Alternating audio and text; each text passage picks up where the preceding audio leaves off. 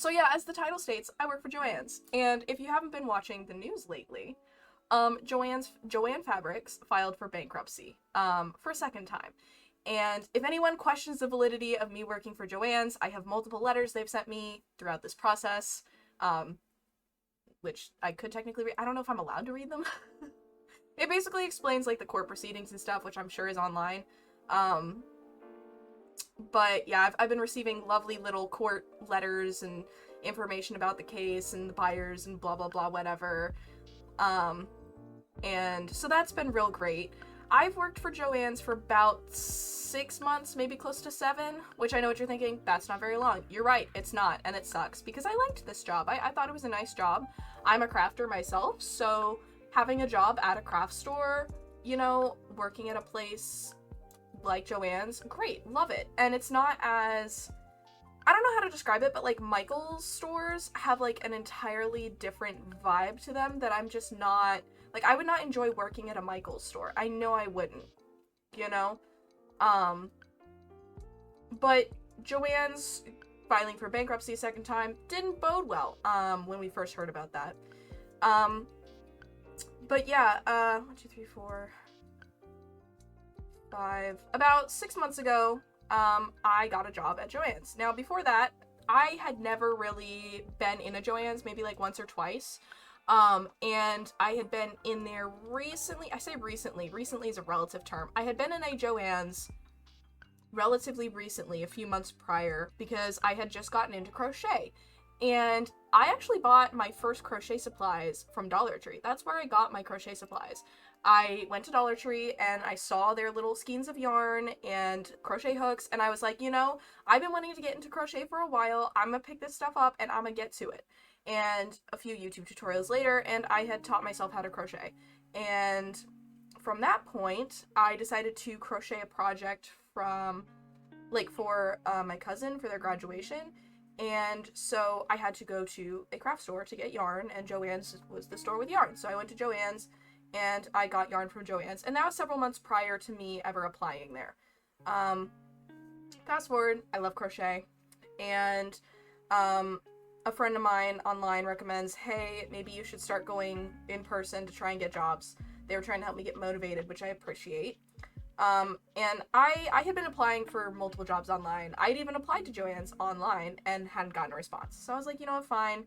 Joann's, I would actually probably like working there, you know, get the employee discount for crafts and whatever, because I'm a crafty person. I make things all the time. So I go in, take my resume in, meet the assistant manager, meet the manager, and basically me going in prioritized me in the list of people who had applied, because the manager hadn't gotten to the applications yet because they'd been like on vacation or something. And so since they saw my face and I came in, I got the job. And I knew, I think by the next week, I'd have to look at the dates and stuff. But I was pretty quickly called back, and I got my job at Joann's. And I picked things up, I'd say I picked things up pretty quick. So, you know, registers was a new thing for me. I've never worked a cash register job before. I had worked at a cabinet shop previously, and I had just like worked with saws and done a lot of cleaning and, you know, using a nail gun, and, you know, that's very different from working a cash register job, and I had no idea what I was doing. So they started teaching me cash register stuff, and I'm still not perfect at a cash register. I still screw up sometimes. Sometimes I'll forget, like, I'll be, like, doing stuff, and I'll be ringing it out, and then I'll be like, oh, I forgot to give you your change, and it'll be, like, a nickel, and then I have to call my manager up and be like, I forgot to give them a nickel, I'm so sorry. So I'm still not perfect with a cash register, even after 6 months, but I know how to use a cash register now. And money counting is not difficult for me. The computer tells me how much I gotta give them back, and I give them back that amount. I'm good with counting money. Like, that's one of the things I learned in school and picked up pretty quick. But anyways, the part that scared me the most was learning to cut fabric, because I did not know what I was doing. Certain fabrics, if you cut them, they fray, so you have to tear them, which I wasn't originally, I didn't know about that. And like, there were all kinds of things I started learning. And we had these really fun little electric scissors, right, that can cut through like cottons and kind of fleece too. Like, I typically use them only on the cottons, but I've gotten to the point now where I can cut through fabric with fabric scissors just fine. and make quick work of it, which, yippee for me, getting good at the job. I'm a hard worker, and I don't say that in like oh, look at me, I'm such a hard worker. I say that like as a genuine like statement. I work hard at my jobs. I like working hard. I like having a purpose, and I like achieving tasks in a work environment. Which is probably one of the reasons it's so frustrating that I can never finish stuff at home. But when I have, direction and guidance, I get stuff done quick. So, I work my butt off at my job. I do. I like my job. I'm not as comfortable with the people aspect of my job. Like, if I was put on a stocking shift, every shift, I would be perfectly happy. I would get that job done. I would move on with my life, and I would be perfectly content, because people are the problem. And it's not that I'm not a people person, because I've grown up in situations where I have had to interact with people of all ages, all backgrounds, all kinds of stuff from a very, very young age. And so that's not the problem. It's just, it's tiring for me. Working, when you're checking out over 100 people a day, it's probably close to that. When you're checking out like 20, 30, 40 people in a couple hours, that is 40 different human interactions you have to create and balance, and you also have to manage your emotion toward them. Like, I have to make sure I'm not looking too angry, because if I'm really worn out, I'll just go like dead. I will go dead, and I probably look really grumpy or really like angry. It's not you. Trust me, it's not you. It's me. I'm tired. Like, I have to mentally be telling myself, okay, look happy, smile, make good eye contact, but not too much eye contact. Like, there's a whole bunch of different, like, social cues. And then I also have to, like, in my head, be like, okay, this person's depressed. They don't want to yap right now, so don't yap. This person has an attitude. Move them along as quickly as possible. This person's nice, and they want to interact with me. Okay, let me start a conversation. Oh, this person is trying to tell me about their project. Seem interested. Make sure you're interested in their project. Whether it is an interesting project or not, like, you have to engage on a whole nother level with all these people in like, constantly. It's constant. And it's very busy, and I have to, like, mentally manage how I interact with each person, which is why it's so tiring for me, just in general, because those are the thoughts that are going through my head constantly. I want to give you good customer service, and so I have to work my butt off mentally to give you good customer service, because I'm not typically, like, a people, like, I spend most of my time alone. I do. And so interacting with that many people all at once gets very tiring for me, which is why I've kind of been just gone off the internet for the past, like, week or so. So anyway, I got my job at Joann's. Really great, loving the job. My coworkers are all very sweet people. And I adore my manager, absolutely adore her. I've never worked retail before up to this point, and my manager, awesome human being. Love them to death. And my supervisors, they've been great, and for the most part, my coworkers have been good. Sometimes I feel like I work more, but that, that comes and goes. And, I'm younger than everybody I work with, so I can put in a lot more effort.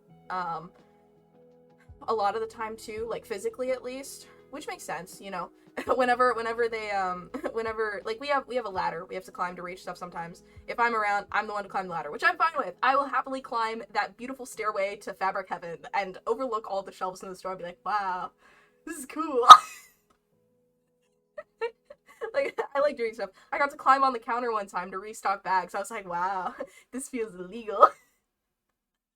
So, physically demanding tasks would occasionally fall to me, which is fine. I'm perfectly happy with that. I love me a little bit of hard labor, Learning the store was a very time-consuming thing for me, I'd say, because you've got to learn where all the stuff is, and I still don't fully understand the planogram wording nonsense, numbers, hoochie-wiggy nonsense. It still confuses my brain.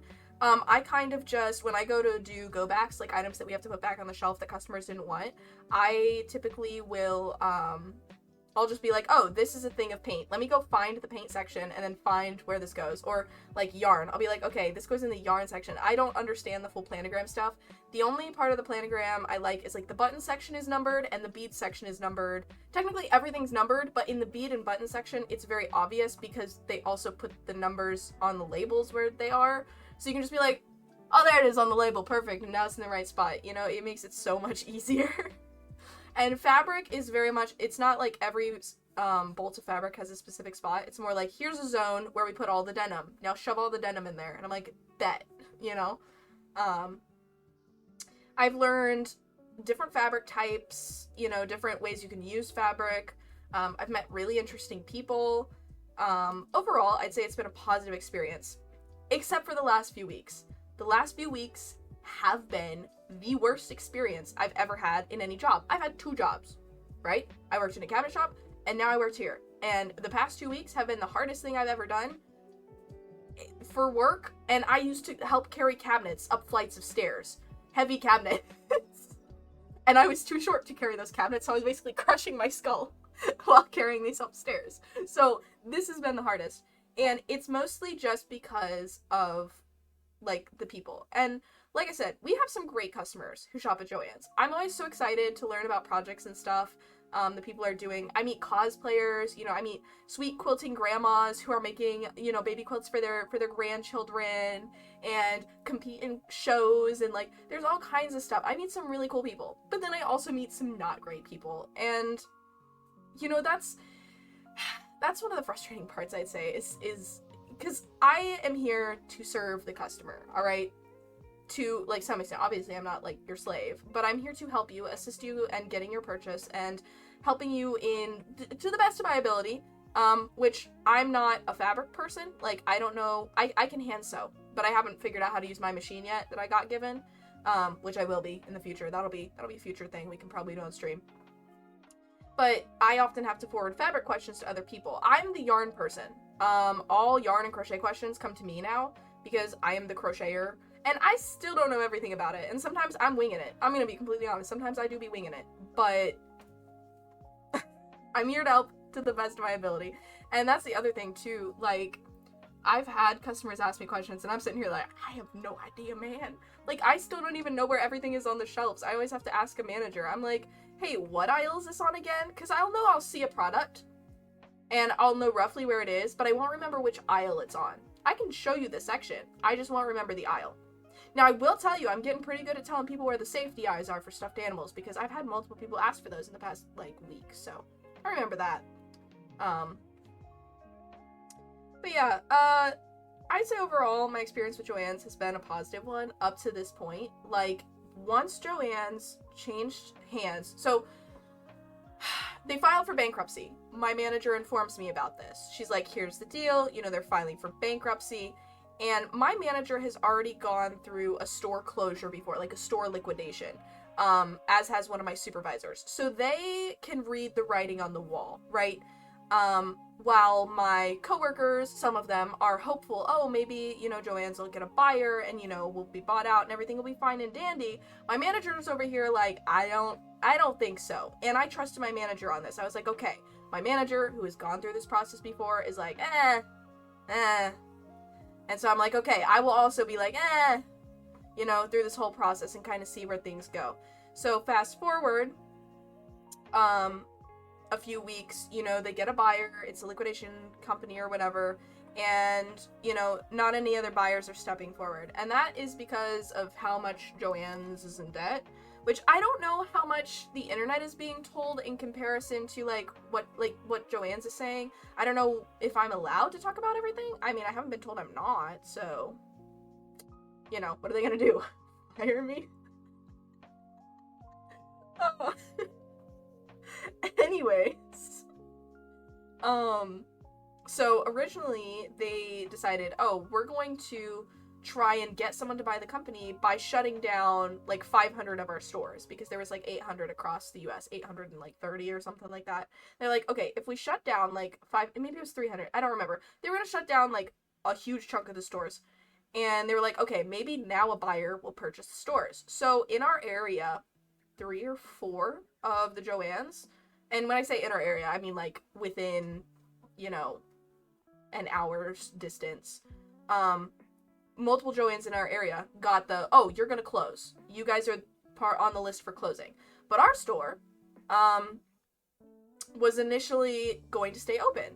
And, you know, everybody was like, yay, we're gonna stay open. And my manager's still sitting there like, And so I'm still sitting here like,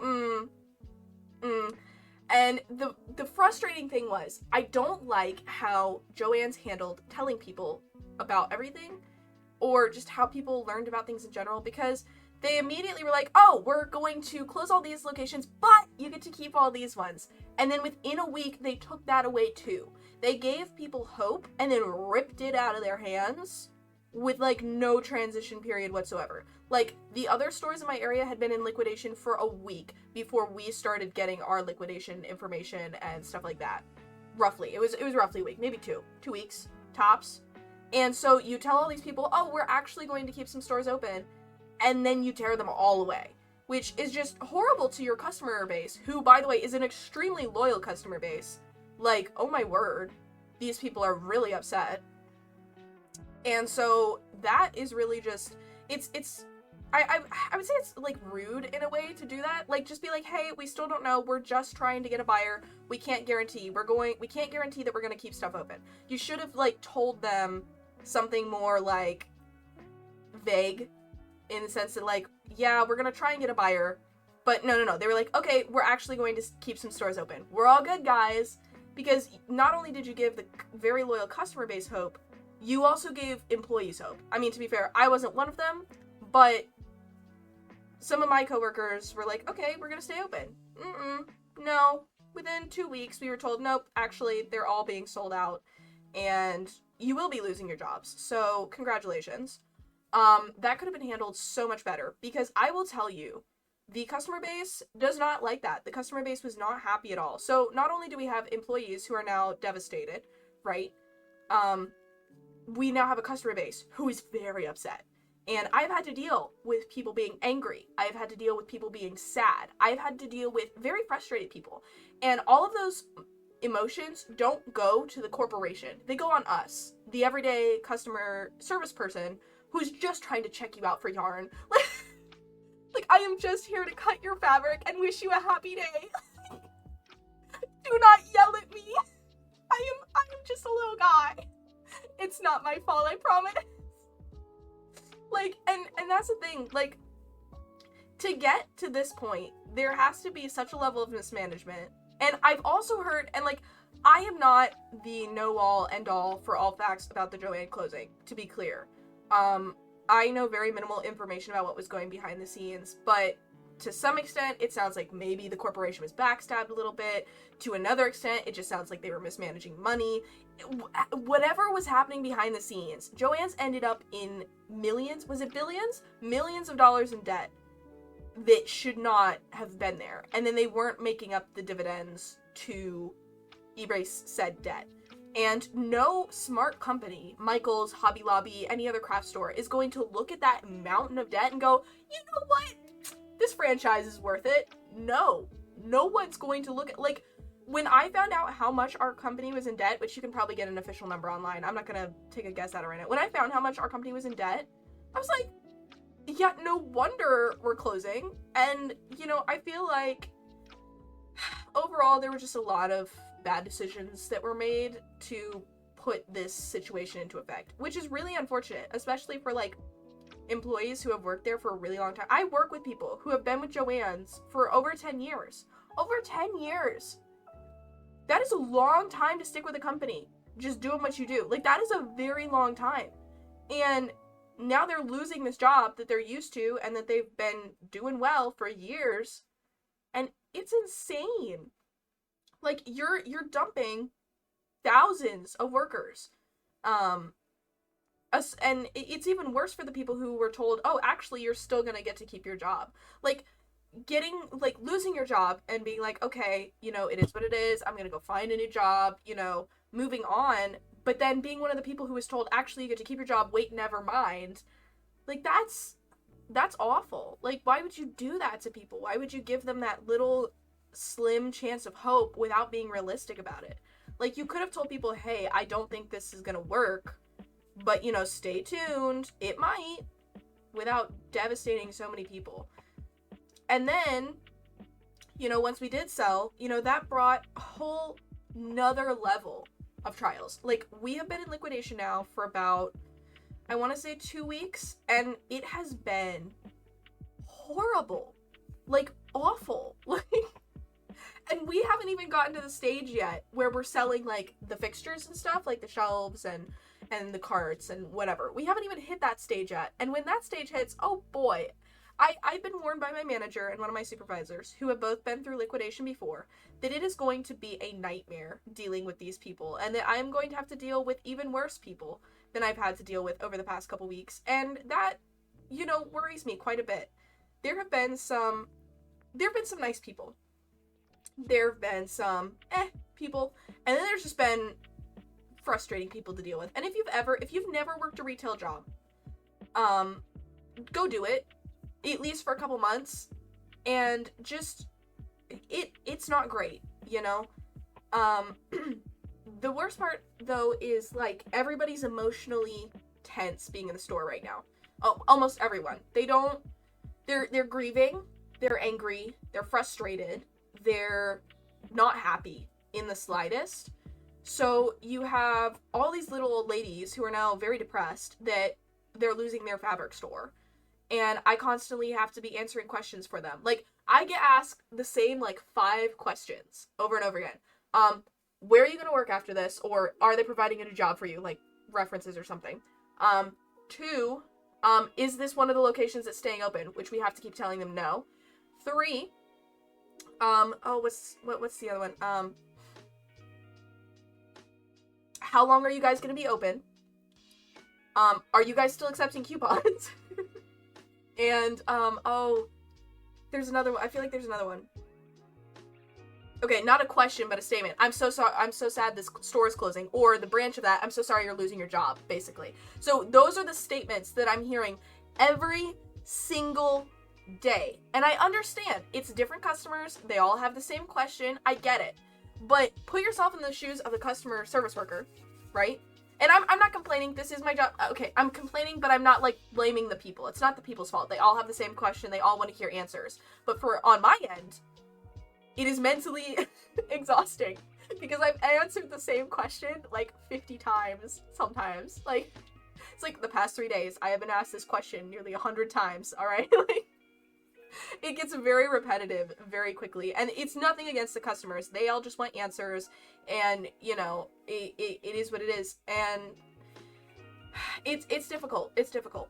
What I don't understand, and now I am going to complain a bit, I am a customer service worker, and like I said, a majority of our customers are lovely people, right? A majority of our customer base is, at least in my area, is elderly women who do quilts and seamstress stuff, and then we get a lot of small business owners, and, you know, we get a few younger people who are, like, crocheters and that kind of thing. But for a majority of the people, it's elderly women or, like, adults with families, you know? So that's our customer base, and most of them are decent people. They're not a problem. But I do have customers. They got me tweaking. So liquidation comes with a whole nother level of problems. So liquidation means that the Joann stores are no longer Joann's. They've got the name on the building, but it's not run by the Joann Corporation. This means, number 1, we don't accept coupons anymore. If you have a Joann's coupon, it's not going to work. Secondly, if you have gift cards, all of those were discontinued the 28th of February. So sorry. I have to deal with people who are frustrated that I can't do anything about their gift card. I'm sorry. You can't spend it anymore. I don't know why the memo wasn't more public, that all of the gift cards would be discontinued by the 28th. Like, we were telling people when they were coming up to checkout. I don't think there was anything on the website or emails or anything. I don't know. I'd have to look, because I am technically in the email list, I suppose. I'd have to look to see, but I don't think there was any memo being like, hey, you have to spend your gift cards. They're gonna be gone soon. Better grab them better grab what you need while you can. Like, we were having to inform customers of this, and not every customer is in every single day or every week, right? During changes and stuff. So it was very, like, it was dumb. It was dumb. So now you have all these people who may or may not still have a gift card. And then we come to the coupons. Like I said, they discontinued coupons as well. The same day that we were discontinuing gift cards, we were discontinuing coupons. And military, healthcare worker, teacher, Girl Scout, what was the other one? 4-H club, I think. All those discounts were also being discontinued, which sucks because now I have people who, you know, served in the military or are nurses coming in and being like, do you still do the discount for healthcare worker or military? And I have to be like, no, they took away all of our discounts. I'm sorry. Like, it's not my fault. Sorry. Like, but the coupon situation was rough because they had coupons in the app. If you've never used the Joann's app, they would put all their coupons there. They were trying to transfer away from the mail order coupons, like sending you coupons in the mail, which is weird to me because a majority of their customer base is elderly people, so I don't know why you would stop mailing coupons to your main customer base, because most elderly people, and trust me, because I've had to help them search for coupons, they don't know how to use their phone well enough to use your coupons. Like, you clearly don't know your customer base very well. But anyways, it was the last day for coupons, and there were some coupons in the app, right? And the coupons were like 5 off of 35, 10 off 50, and 15 off 75, right? Those are the coupons, excluding, you know, Happy Value and like a couple of the other things, like clearance items. And so it's about noon, maybe a little bit before noon. I have people in line that are checking out, and suddenly all coupons in the app vanish. There's no more coupons. It says there's an error when loading. All the coupons are gone. Now keep in mind, this was the last day for the coupons. So the coupons should have been there until the end of the day, okay? That's how coupons that are supposed to be for a whole day are supposed to go, right? No, they vanished halfway through the day. And because of this, people got upset. Because obviously, if you're expecting to save money on your big purchase, you're not going to want to make your big purchase now that you can't get that discount.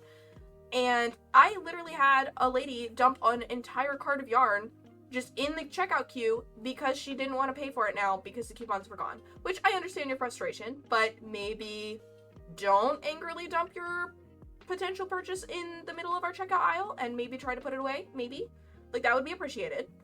Or at least be like, oh, actually, hey, would you mind, like, would you mind putting this away or something? Like, just make us aware of it instead of angrily dumping it. Because that's rude to not only the employees, but, like, the other customers.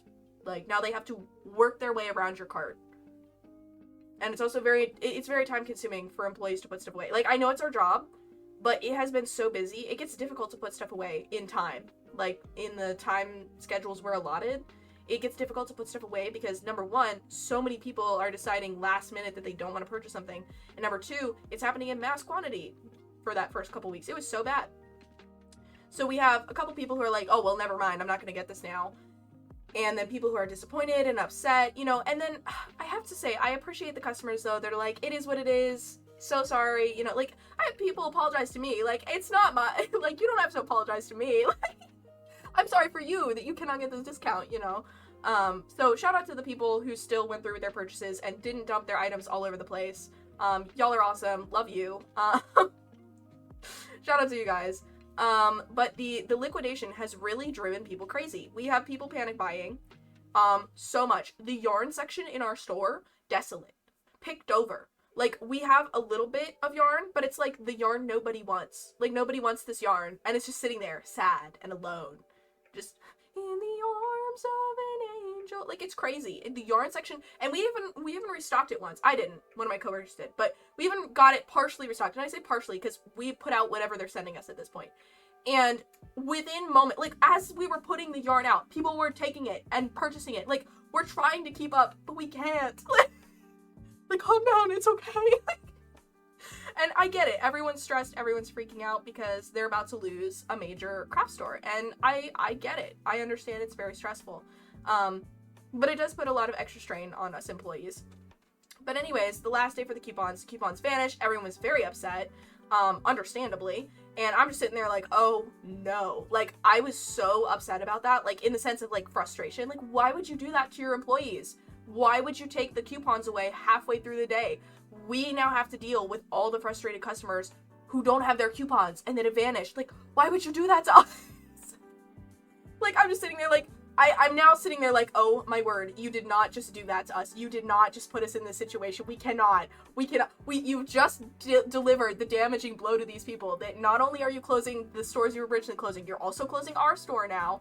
And now you're taking away their coupons last minute. They've already committed to coming to the store. Some of these people drive really far to come to our store. We have people coming from other states sometimes to come to our store. Like, Like, you're putting these people in a very bad situation, which then in turn puts the employees in a very bad situation.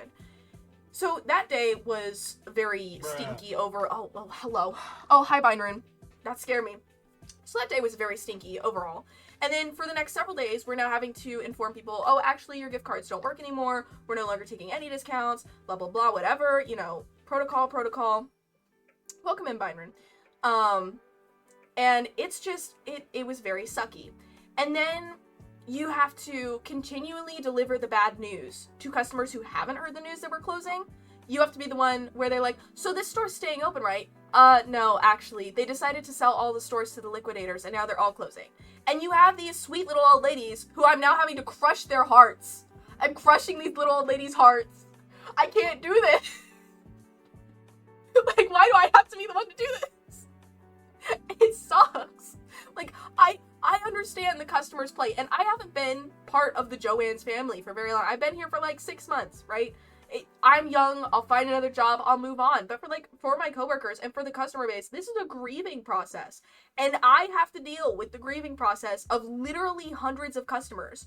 If you've ever gone through a rough situation where you're dealing with a grieving family member, a grieving friend, you know how difficult that is. You know how hard going through grief is. I know how hard going through grief is. I lost a lot last year, and I'm still going through the grief of that. Grief sucks. But now imagine being an employee and having to deal with the grief of not only your coworkers, who you've gotten to know over the past 6 months, but literally hundreds of people. You're dealing with hundreds of people's grief every day. And I'm only part-time. I cannot imagine how exhausted my manager is, who has to be there almost every single day. I'm there. I've been scheduled a lot more. I had 26 and a half hours last week, and I got scheduled for a very long time. Computer tech work is fun. Yeah, I'm sure. I was in for 26 and a half hours, and I'm a part-time worker, and I had varying shifts from morning shifts to afternoon shifts to closing. Our middle of the day shift is the roughest one because that's when it's the busiest. It is a nightmare. The first week after liquidation started, when I tell you the fabric, we have carts to do fabric go backs that we stack the fabric in to go put it away in between, customers, right? There was no time. We had every employee who was on shift. We couldn't put anything out on the shelves. Every employee was up front, cutting fabric or ringing people out. When I tell you, line out through the line past the cutting table, line in the queue lane, 2 lines, very long, probably 40 people, I want to say.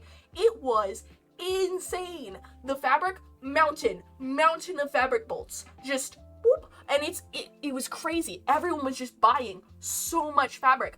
I wrung out, kid you not, $1,500 purchase, one person, mostly fabric, couple like threads and whatever, mostly fabric, $1,500, 2 carts of stuff. 2 carts, 1 card, bing, walk out the store. I'm sitting here like, I make 12 and some change an hour, must be nice.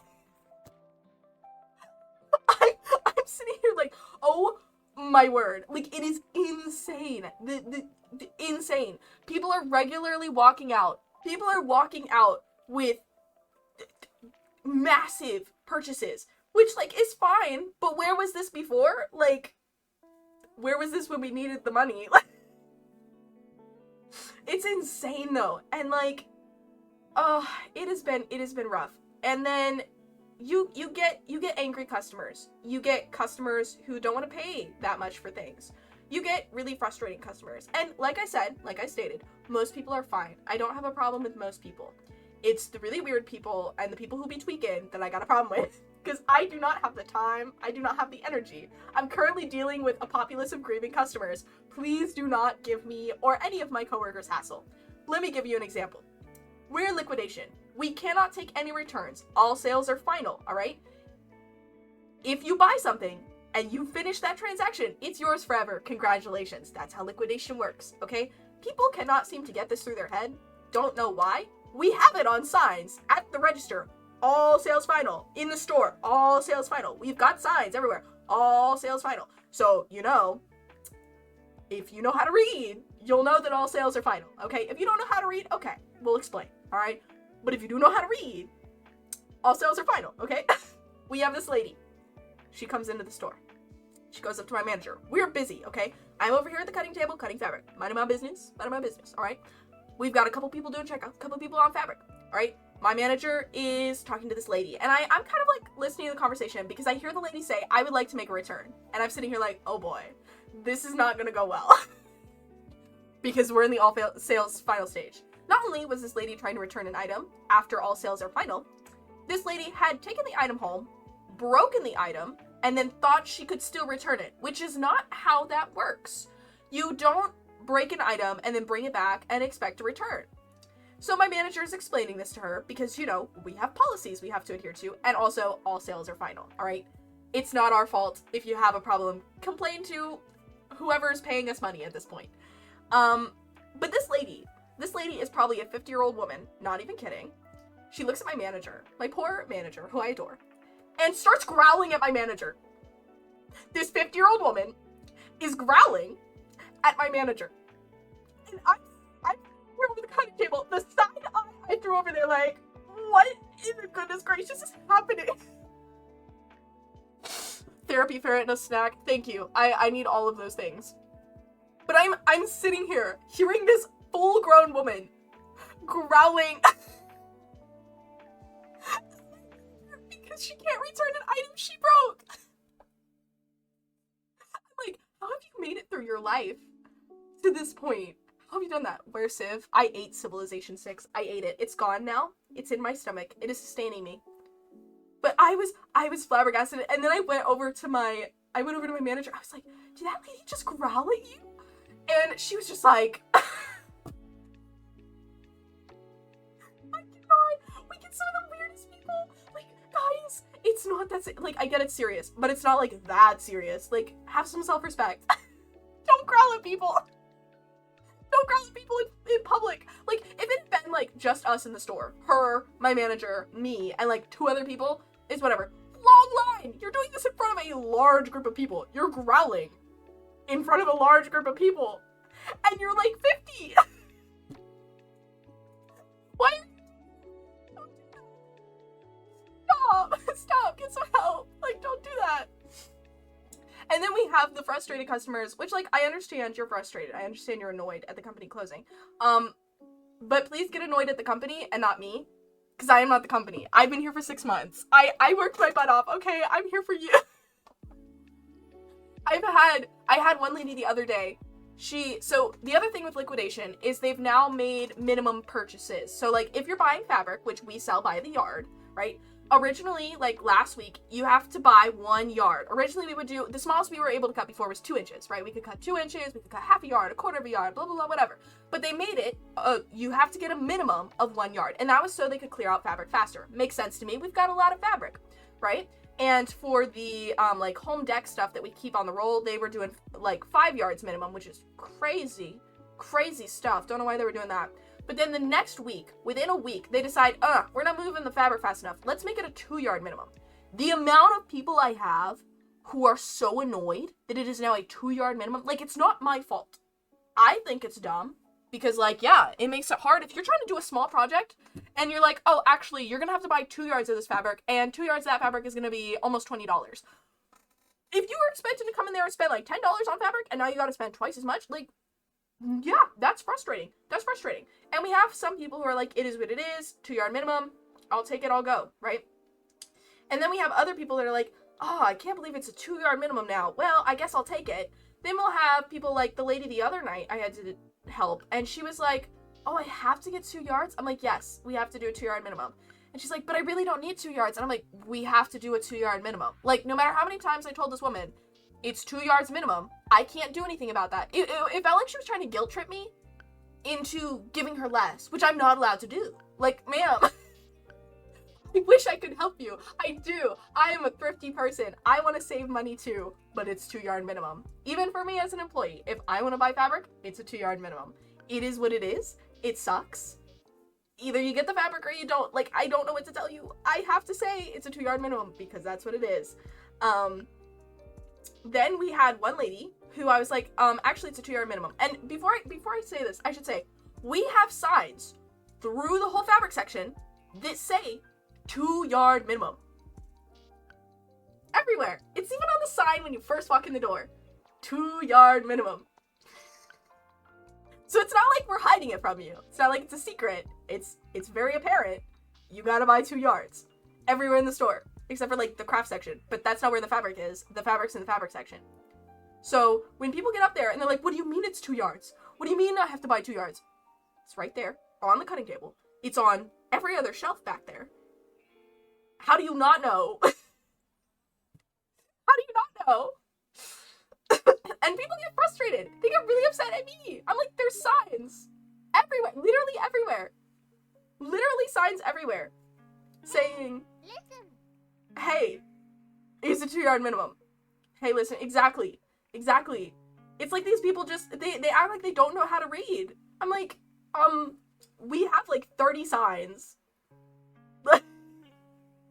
Read the sign. Read the sign. Just read the sign. I had one lady straight up throw her fabric on the table because I was like, actually it's a 2 yard minimum, just so you know. And she goes, well, I'm not getting it then. Tosses it on the table, like, okay. Maybe just set it down and be like, oh, well, that's a shame. I guess I won't be getting this today. Don't be like, oh. Take your anger elsewhere. I'm just a little guy. I'm just a little fella trying to do my job. I am here to work and get my paycheck and go home. I don't get paid enough for that. And then we have people who, first of all, theft is really bad, which, don't steal. Stealing is wrong, okay? We're going out of business as it is. Please, you're just making things worse. You really are. Stop it. Get some help. Don't steal. Don't steal things. That's bad. Don't steal. Right? You stealing is basically equivalent to you taking my paycheck. And I make, like, average wage. So, good job. Good job stealing my wages. Thank you. Appreciate that. Bad. Exactly. Bad. Stop that. Stop that. Stop stealing. That's bad. I need my paycheck, okay? So yeah, when people steal from our store, just keep in mind, you are stealing my paycheck. And the paychecks of my hardworking coworkers. So, who are also now losing their jobs. So, you know, put that in your kilt and smoke it, okay? Like, if we were a grocery store and you were stealing a loaf of bread, I'd be there like, oh, you know, they probably have starving children or their grandma is sick. You know, I'd rationalize it. But if you're coming into our store to steal a pair of scissors or candles, your kids don't need candles. Are they eating the candles? Are you feeding your children candles? That's not very healthy. Don't feed your kids candles. Do not recommend smoking kilts.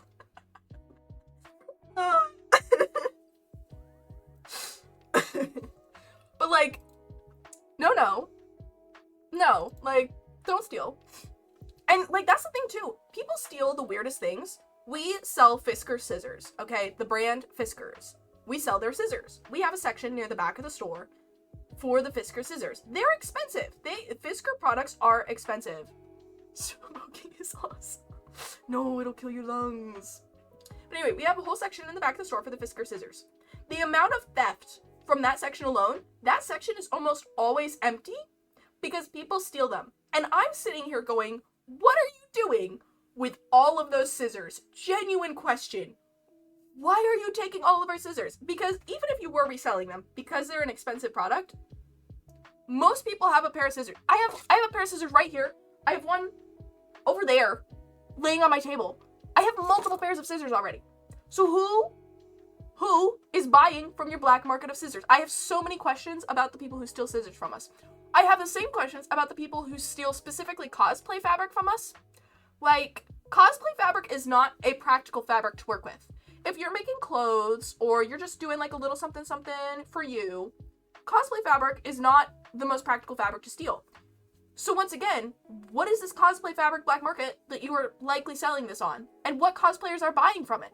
Because most cosplayers I know just go to the fabric store or thrift fabric to make their cosplays from. They're not buying it off shady websites. So, you know. Khajiit has wares if you have coin. Khajiit know nothing of previous owners. I love eating metal from fabric stores. Boy, do I have an opportunity for you, Nethros. We've got a lot of shelves made of metal. But like, it just does not make sense to me. It doesn't make sense. I can't understand it. But then we have people who just like blatantly cause property damage in front of me. The other night, we had a customer who, he was in one of those like little scooters, you know, he was driving around on one of those little scooters, and, he was in one of the aisles. I was putting stuff away. I was putting like buttons away or something. And he's like, hey, do you know the price of this lamp? Because we carry these little things called handhelds, and we can scan a product and tell you the price. And I was like, oh, sure, let me check the price. So I was having to move this box around. Like, it's a big box. He can't help me. He's on a scooter. And I'm having to move this box that's almost as tall as I am. It's for a lamp. It's for, like, a craft room lamp. And I'm having to move it around. And I'm not the most comfortable, like, most of the time, male customers are pretty chill because they're either, one, confused husbands who are just here for their wife, or two, they're like cosplayer crafter dudes, and those guys are really chill. Or they're gay guys who are some of the sweetest people I've had to work with ever. You know, they're always so chill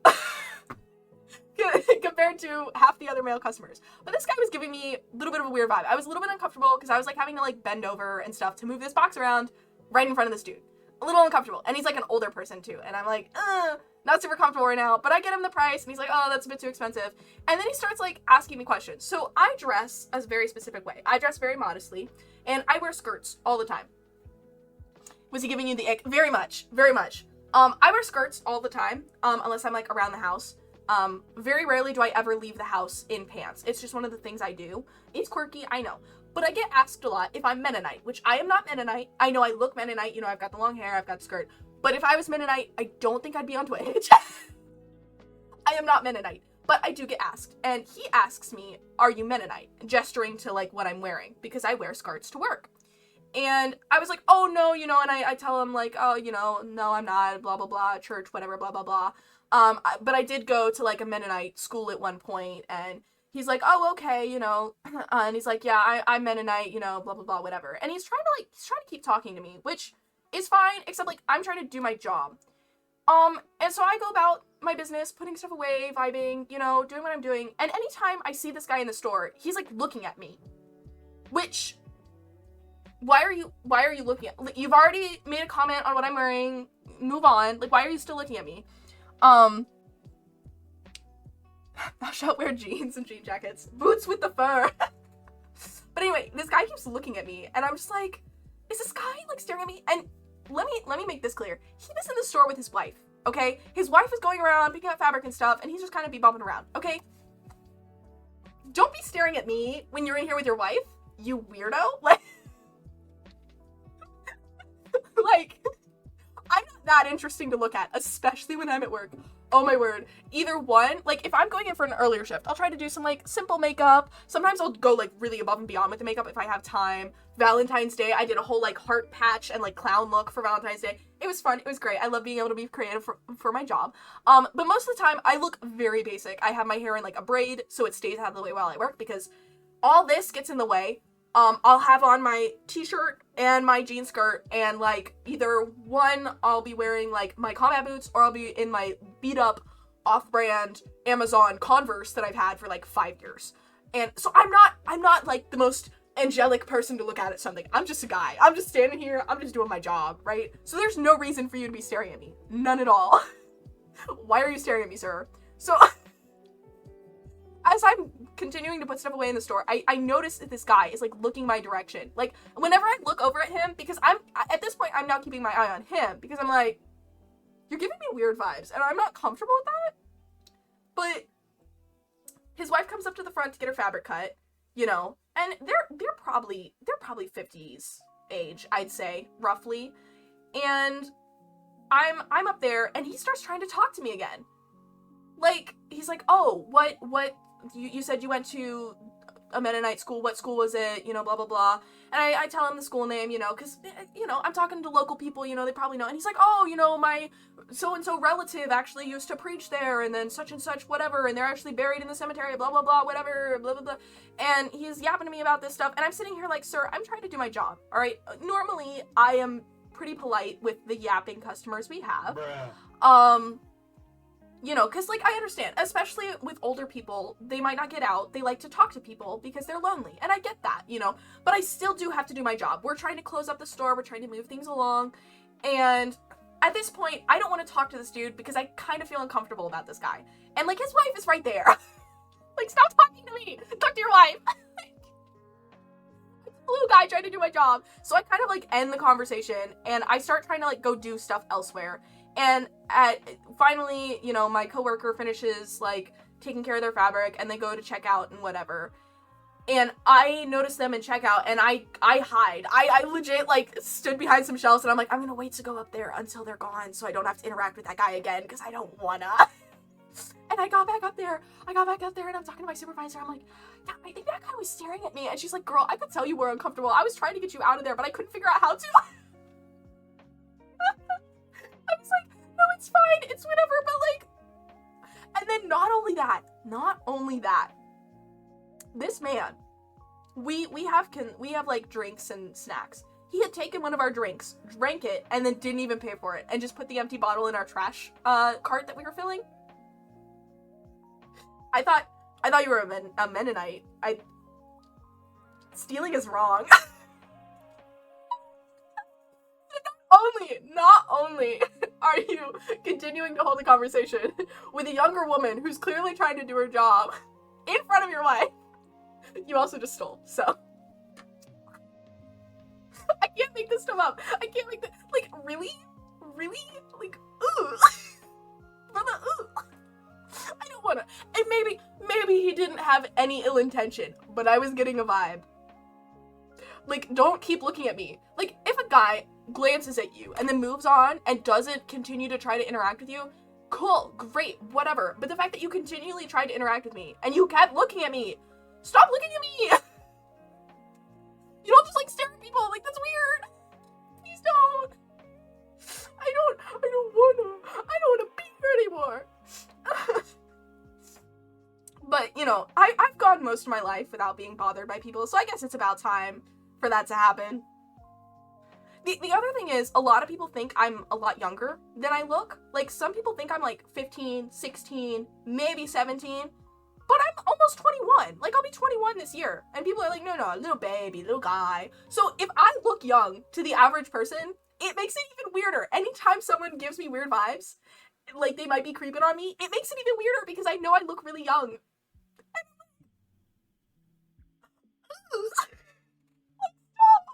Stop, please.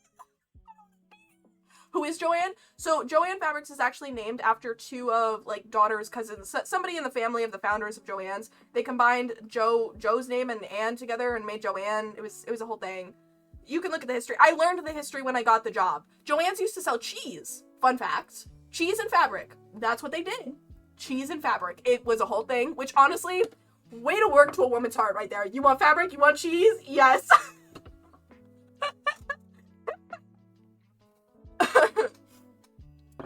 Cheesecloth makes sense. I think that's kind of how it happened, was they were selling cheese, then people were using the cloth from the cheese to do stuff, and they were like, oh, why don't we also just sell fabric as well? So they were selling cheese and also bolts of fabric. That's what they did. I forget how the transition happened. I had to learn it in the whole debrief thing for when I got hired. I forget, though. Skull emoji. Yes, exactly. Give women cheese. Women love cheese. I love cheese. Cheese is so good. Oh my word. Ugh. Cheese is phenomenal. It really is. Like, as long as the person isn't lactose intolerant, get them some cheese. Like, girls love cheese. You don't know why. It's just so good. But anyway, yeah, so that was a weird experience. There was also the time, Halloween. I worked Halloween. I don't celebrate Halloween, but we were doing a discount for anyone in a Halloween costume. And I was like, oh, well, I want to get that discount. I'll come to work in a Halloween costume. So I had to come up with a Halloween costume that matched my work outfit. I was like, what character do I know would wear, like, a white button-up shirt and dark bottoms, right? And I was like, I've been seeing a lot about Twilight stuff lately. Guess who would wear a white button-up shirt? Edward Cullen. I'm gonna go as Edward Cullen. So, I feel so bad for the customers that day. Oh my word. They were probably so concerned. I put on my white button up. I put on, I think, a black skirt, maybe? I don't remember. And then I didn't have any paint to make my face white, like vampire white. So I took sunscreen and just smeared sunscreen all over my face, which worked. It looked terrible, but it worked. And then I covered my face in glitter. So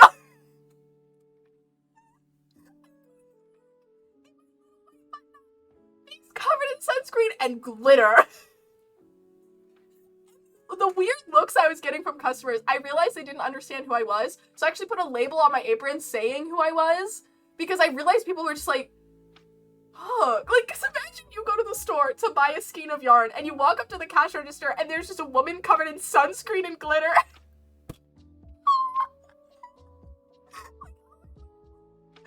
Terrifying for people, like, is this girl okay? They were probably so concerned. And, like, I've done fun makeup looks. I get compliments on some of the makeup stuff I do, because I do some fun stuff sometimes, if I feel like it, if I'm in the mood, if I'm not doing a closing shift, you know. So I get compliments on some of the makeup looks I do, but that was not one of them. I had one person be like, oh, I love your outfit, but besides that, like, people were just kind of like, it was like it was the double take look. You know when people, like, look at you and then they'll do, like, a double take? It was basically that all day. They weren't saying anything about it. That was even funnier. It's like they didn't make any comment. They were just kind of like looking at me like I was a crazy person. Which, to be fair, I am. But also, what do you mean you don't cover your face in sunscreen and glitter when you want to look like Edward Cullen? What do you mean?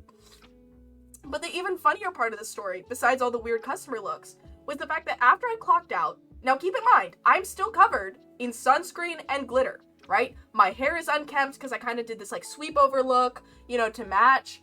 And, like, I'm in basic work clothes, my little combat boots, my little outfit, and then glitter and sunscreen all over my face. I do not look like a normal person. That's how I looked. I walk out of the store, I'm walking to the car, and these two dudes are walking up the sidewalk, because, you know. And one of them cat calls me. Like, he's like, oh, I'm beautiful, blah, blah, blah, whatever. Keep in mind, I'm still. I ignored it, kept walking, didn't give them the time of day, didn't do any acknowledgement. But this man cat called me while I look like that. Like, I'm sitting here like, my brother, what are you on about? I look like a diseased creature. Like, cat call better or worse than this different? Okay, that guy, he may have been weird, he may not have been. I haven't gotten that far. I forgot about that guy. Robert Pattinson, I saw for my birthday yesterday. It was such a good dark comedy. Good to know. No, so this was the time I was dressed up for Halloween and got catcalled coming out of the store, even though my face was covered in sunscreen and glitter. Like, I looked like if I had some horrible flu, but was also sparkly. Like, oh, I'm dying from incontinence, but also I'm fabulous. I look like I've been fighting for my life with some disease. But I'm also sparkly. And that's the time I get catcalled. That's the time. Wow, great. And the weird part is I had not been catcalled up to that point in my life. Ever. I did have someone tell me to hop in their car once, but that's not catcalling. It was starting to rain. He was either really nice or also creepy. I don't know. I didn't get in the car, to be clear. I'm still here. But yeah, then as King Mexico mentioned, there was a guy who said I smelled nice, which, if he had phrased it a little bit differently, it probably wouldn't have been as, like, startling to me. Like, if a girl comes up to me and goes, oh, you smell nice today, I'll be like, oh, okay. Smell isn't normally something I comment about, so it's a little weird when other people comment about it to me. But I'm very hyper aware of trying to smell good. I don't want to smell bad, which, let me put this PSA out there. If you are a person and you do not put on deodorant, body spray, perfume, something, and you go to a grocery store and you don't think people can smell you, we can smell you. I hate to be the bearer of bad news, but the amount of times I have been across the counter from someone and just been like, more times than I can count, I can very distinctly smell people. And maybe I'm just more sensitive, but I can smell if you smell good or bad. You know, this chair is the loudest chair, oh my word. But anyways, I can tell when people smell. I can also tell when people smell really good. Like, sometimes people will come up And I'll be like, oh my word, this person smells amazing. I need to find this perfume that they're wearing because, oh my word. But then the other time I'll be like, and it's nothing against you. You're just vibing in your own world. I understand. But deodorant is very affordable. It's not that expensive. You can get deodorant at Dollar Tree. just putting that out there. I'd rather you smell like a average, cheap, affordable fragrance than extremely strong sweat. Because that's not a pleasant smell. Or people who have, I can tell sometimes if people have a pet. I've had people who smell extremely strongly of dog. Like, really, like wet dog. It would be the better description. Like, if you smell like your dog, okay. But if you smell like wet dog, it's not a pleasant smell to be hit with as I'm trying to bag up your fabric. Nothing against you. I'm sure you're a lovely person, okay? Like, that's the thing. Like, I'm sure you're a perfectly fine person. But, ugh. And maybe I'm just more sensitive to it, but it throws me off, you know? Came in a little late, and my Joann's fabric. Yes, so all Joann fabrics are closing, including the one I work at. I've just been mostly yapping about, like, customer stuff recently, and some weird customers we've had. We had a lady growl at my manager because she couldn't make a return. That she broke at her own house, by the way. This is a 50-year-old woman, growling at my manager. We have some people tweaking, and people are also panic buying. Yarn section, empty. It's like a desolate wasteland with a couple skeins here and there. It's so sad, so depressing. We barely have time to restock it. We have lines wrapping out the door. Had one person do a $1,500 purchase. One card, but bing! There you go. It's crazy. Got a new job lined up. I have one that one of my coworkers has recommended at, like, a retirement community, but I haven't looked at it yet. In the sense that, like, I don't know if I want to work there or not. I'd have to kind of talk to the people, kind of see what they've got going on there, and go from there. In the nation, yes, all Joann's are closing, all 800 and some locations. All the employees are losing their jobs. Don't do it. So, my coworker worked there for, like, 5 years. And it's not, like, one of your average retirement communities. It's one of them bougie places. And she worked there for 5 years. She loved it. She was loved by the people who worked there. So not only would I have a foot in the door, I'm a hard worker, so my butt would be covered. Like, I'll do the work. I could get a maintenance job. I could get I wouldn't be working with the elderly people. I'm not qualified to do that. I would probably be, like, maintenance or wait staff. And I already work with a lot of older people anyways. Like, that's the majority of the customer base for Joann's. So it's not like I don't have experience. At least conversing and interacting. But supposedly, according to my coworker and according to this place's website, they have really, really good benefits, medical and otherwise, and they pay really well. And both of those things make me go, ooh, don't mind if I do. And I already have a foot in the door, technically speaking, so I could get that job. It sounds like a pretty decent way to get a new job, but I haven't committed.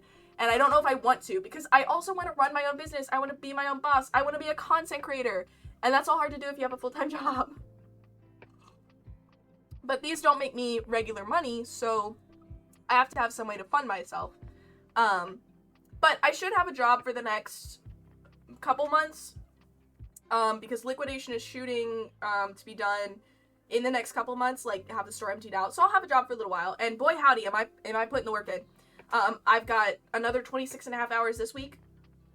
I work tomorrow. You know, it has been busy, but we've also had some, like, dealing with the customers has been the roughest part, honestly. And like I said, most people are fine. Most people are, you know, chill, whatever, moving on. Everybody's grieving. Everybody's upset. That's always really stressful. I come home from work absolutely drained. I just come home and I sit down and I work on crochet and watch YouTube and just turn my brain off. Yesterday was so rough for me. I don't know why. I came home and I think I have ADHD. I haven't been diagnosed, but my therapist also thinks I probably have ADHD. And so my brain is constantly running, right? It's like there's a little machine whirring in the back of my head at all times, having thoughts. And then those thoughts will get pushed to the front of my brain and I'll think about them, right? It's like constantly running. I don't think my brain is ever off. Well, normally I can hear the thoughts that my brain is formulating, if that makes sense. Yesterday, by the time I was done with my shift, that little thought machine in the back of my head, it was running. I could tell it was running, right? But I couldn't hear anything coming out of it. So my brain was having thoughts, but the front of my brain up here couldn't hear the thoughts.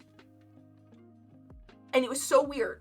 I have not had that situation before. It was like my brain was thinking, but I couldn't hear what my brain was thinking. So I was trying to have thoughts. I was trying to think about things, but like there was this part of my brain and then there was this part of my brain and they weren't connecting. And I was like, this is so weird. I don't like this. I need to go home and just not use my brain. Like, it is killing my brain cells to work this job right now. It is literally frying any brain cells I have left. I will have no brain cells left by the end of this liquidation sale because I'm having to deal with just insanity. Literal insanity. I had one customer the other day so they brought up a whole cart full of fabric, okay? And I think this was at the point where we had done the 2-yard minimum, so you have to get 2 yards. Or maybe it was the yard. I don't remember. Point is, when we tell you the fabric, 9 times out of 10, as long as we remember, we go, we'll tell you, like, hey, the fabric per yard is this much. So maybe the fabric is like $10.99 a yard, or maybe the fabric is like $15 a yard, or something like that. And we'll tell you the price of how much that is altogether, right? That's how we do it. Well,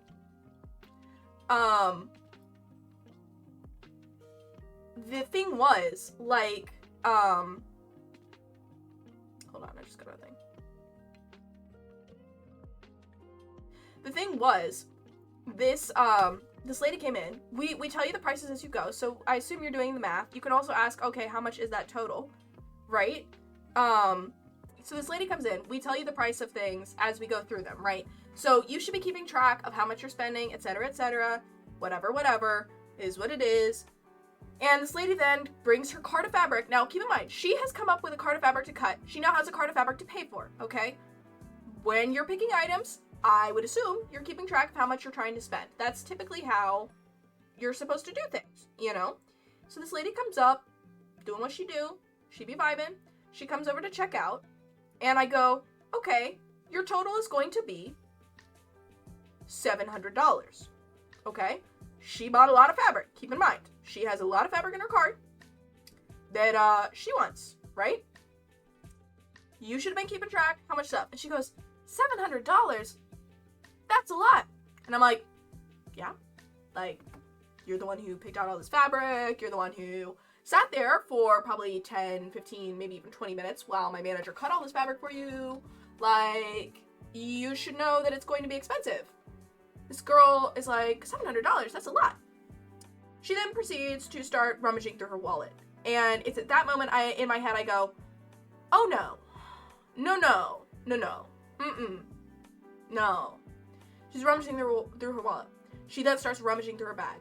Now, she had gotten a couple other items as well, like home decor items. She starts rummaging through her bag. And she's like, I can't seem to find my business card.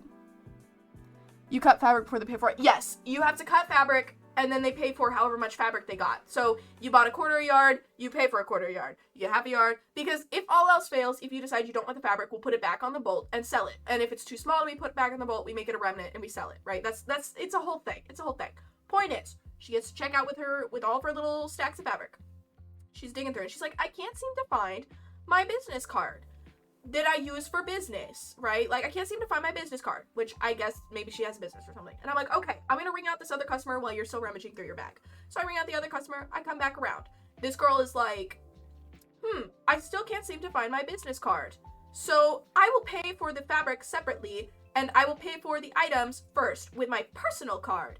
And it was at that moment I was thinking to myself, she's going to dump all this fabric, isn't she? Like, the red flags are going off, the warnings, something about her body language as she was rummaging through her bag going, I can't seem to find my card, was giving, oh no, I'm in a bad situation, I need to get out of this because I can't pay $700 for all the fabric I picked up. Oh no, that's the vibe I was getting. The red flags were there, the flags were there, and I'm sitting here like, she better not. And she goes, oh, I must have left my business card at the other store I was at earlier. I'll go over there, go find my card, and come back for this. I go, how far away is the store? And I think she gave me some sort of vague answer. An hour later, she has not returned. 2 hours later, she has not returned. It's nearing the end of my shift. This girl has not come back from a store that wasn't that far away from us. She dumped that entire, almost $700 worth of fabric. Did not pay for it. And then we all had to put it back on bolts. ugh, ugh. If you're going to dump a product that you get to check out and you're like, oh, actually, I don't want this. Just tell us so. Just be like, hey, so actually I've decided I can't get this. I can't afford this. I'm not going to sit there and judge you and be like, oh, look at you, poor, you can't afford that. I'm poor, okay? I can't afford half of what's in this store either. I'm gonna be like, oh, don't even worry about it. It's okay, they're pumpkin, it's fine, we'll take care of it. Because that's what I'm supposed to do in my job.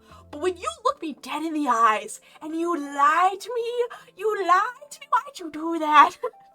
Don't lie to me.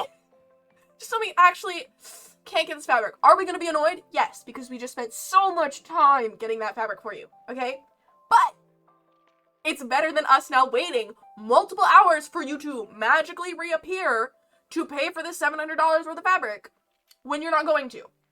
Just tell us you don't want it and move on with your life. Because now you've made us mad. Like, why did you do this? My parents raised me to be respectful of other people and their time.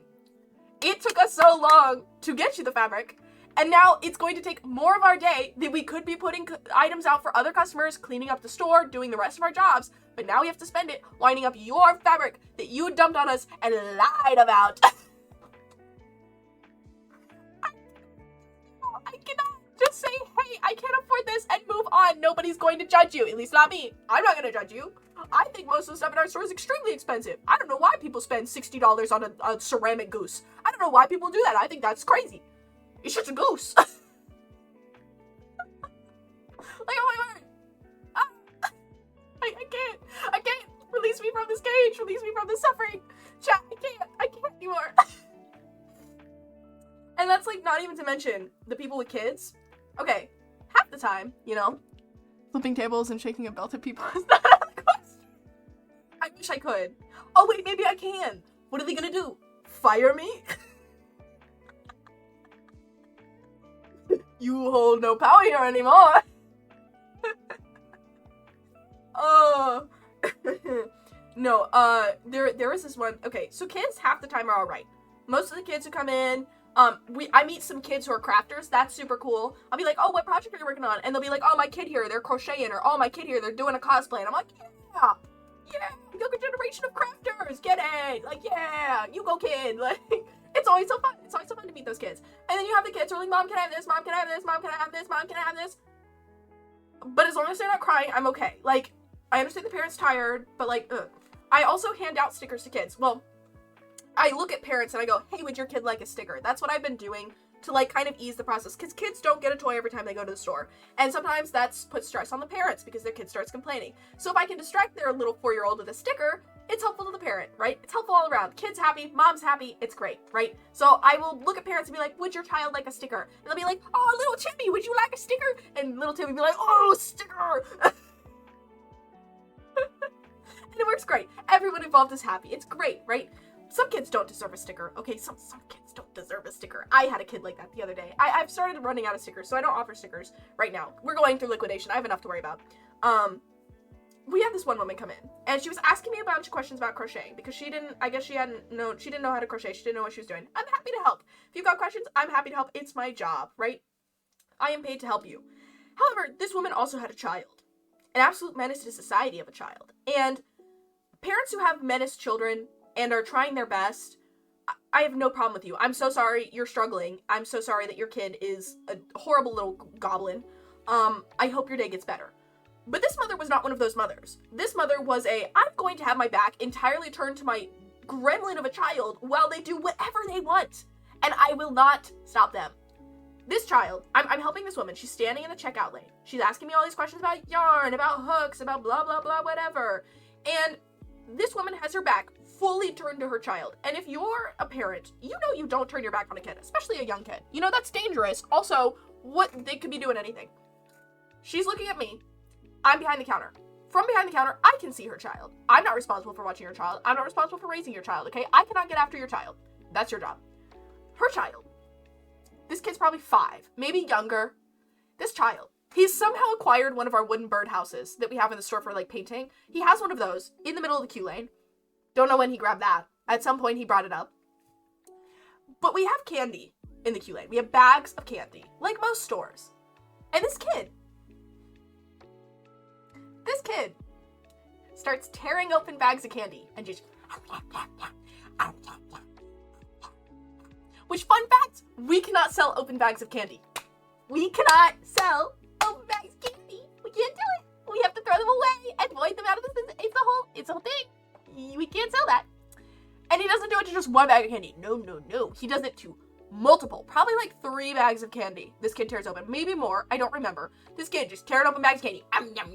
Mother, not even looking directly at him, looking at me. Looking entirely at me. Not partially turned towards me and partially turned towards the child so she can monitor her child. No. Fully facing me. Not a care in the world what her kid's doing. He even walks over to her with pieces of the candy that he's torn out of these bags, and she just sets them on the counter. She's ignoring this child. When he walks over with one of these bags, she takes the bag from him, tells him no, and then shoves the bag behind something on one of the shelves in the queue lane. My parents, when I was a kid, looked at me and they said, you break it, you buy it. If you break something in this store, we're going to have to pay for it. That's how I was raised. And to see this woman just take it, shove it on the shelf behind something like I wouldn't see it, like, bam. I've been watching your child gorge himself on our candy for the past, like, minute and a half. Woman, even after he's done with the candy, she's still talking to me. She doesn't grab her kid. She doesn't be like, no, don't do that. You don't do that. You're gonna have to pay for that. No discipline whatsoever. Even if it was like, hey, we don't do that. This belongs to somebody. No gentle parenting, no severe parenting, no discipline whatsoever. Then this kid, this nasty little goblin of a child. Listen, I've met kids who are wonderful little creatures and blessings to their parents, alright? But then I've met the others. This kid, he somehow gets a hold of one of the fixtures that we hang tote bags on in the store. So when you make a purchase, you can also get a nice reusable tote bag. Ooh, fancy schmancy, ooh, yeah, yippee. And he somehow gets one of the hangers that we have one of those, because we have some down on floor level. He gets a whole one of those. And I look over, I think I took my eyes off him for like 1 second to talk to the mom. I look over, and this kid has this fixture that we hang bags on, just, just licking all over this grimy piece of metal. I can about guarantee that piece of metal has never been cleaned since it's been put in the store. And this kid, all over. This kid's probably like 4 or 5. This kid does not need to be putting things in its mouth. Side, I have OCD. I have contamination OCD. So if something is considered dirty in my head and I touch it, now I'm dirty, right? I am watching this kid smear his tongue, his mouth, all over this piece of metal, and I'm dying inside. I'm dying. Physically ill. Dying. Not physically ill, but dying inside. My heart is shrinking. The palpitations, I'm passing away, because I know I'm going to have to go clean that up. And still, the mother does not stop the child. No. She just takes it from his hands and sets it down.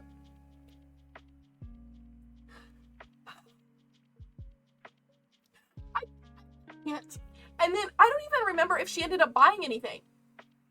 And then she left with her absolute menace of a child. If your child is a menace to society, please discipline them. Find a way that works and discipline them. And I'm not saying like beat your children. That's not what I'm advocating for here. You should be a good, balanced parent to your child to raise them to be a good human being. And teach them not to lick random pieces of metal in the store and rip open bags of candy. Okay, like, when I was a kid, I would have been in so much trouble. I would have probably, like, lost my like, toy privileges, or, like, not been allowed to have dessert or something. Like, something that wouldn't have harmed me physically, but would have made me very sad as a child. You know? Like, I would have been like, no cookies, no. Or my parents would have made me, like, apologize or do something. My parents would have at least paid for it, you know? Keep a roll of duct tape at the counter and offer it to struggling parents. No. Like, and I understand parenting's hard. I understand, you know? You're raising an entire human being, and you're trying your hardest to make sure they don't turn into a menace into society or a serial killer or something. I understand that's stressful, but if you're gonna be a parent, prepare yourself to be a parent. And I understand there's only so much preparation you can do, but understand you're bringing a life into this world, and you are now responsible for that life until they are minimum 18 in the US, right? You're not responsible for that human, okay? So if your human is doing illegal things and they are a child, or they're doing things that are wrong and not publicly acceptable, you stop them. Be like, hey, little Timmy, hey, we don't do that, okay? See, people don't like when you do that because that's not correct. That's not right? Like, parents who are trying, I don't have a problem with them. If you have a menace of a child and you're trying, you're putting all the effort in, you're stressed, you're tired, I can tell. I can tell a parent who's trying. And I can also tell parents who aren't. I can tell very distinctly. I don't know how I can, but I get the vibe. I can tell when a mom is worn out and just pushed to her limit and tired of her 3 children screaming at her. I can tell that. And I can also tell a mother who does not care. Just at all. Or a parent in general.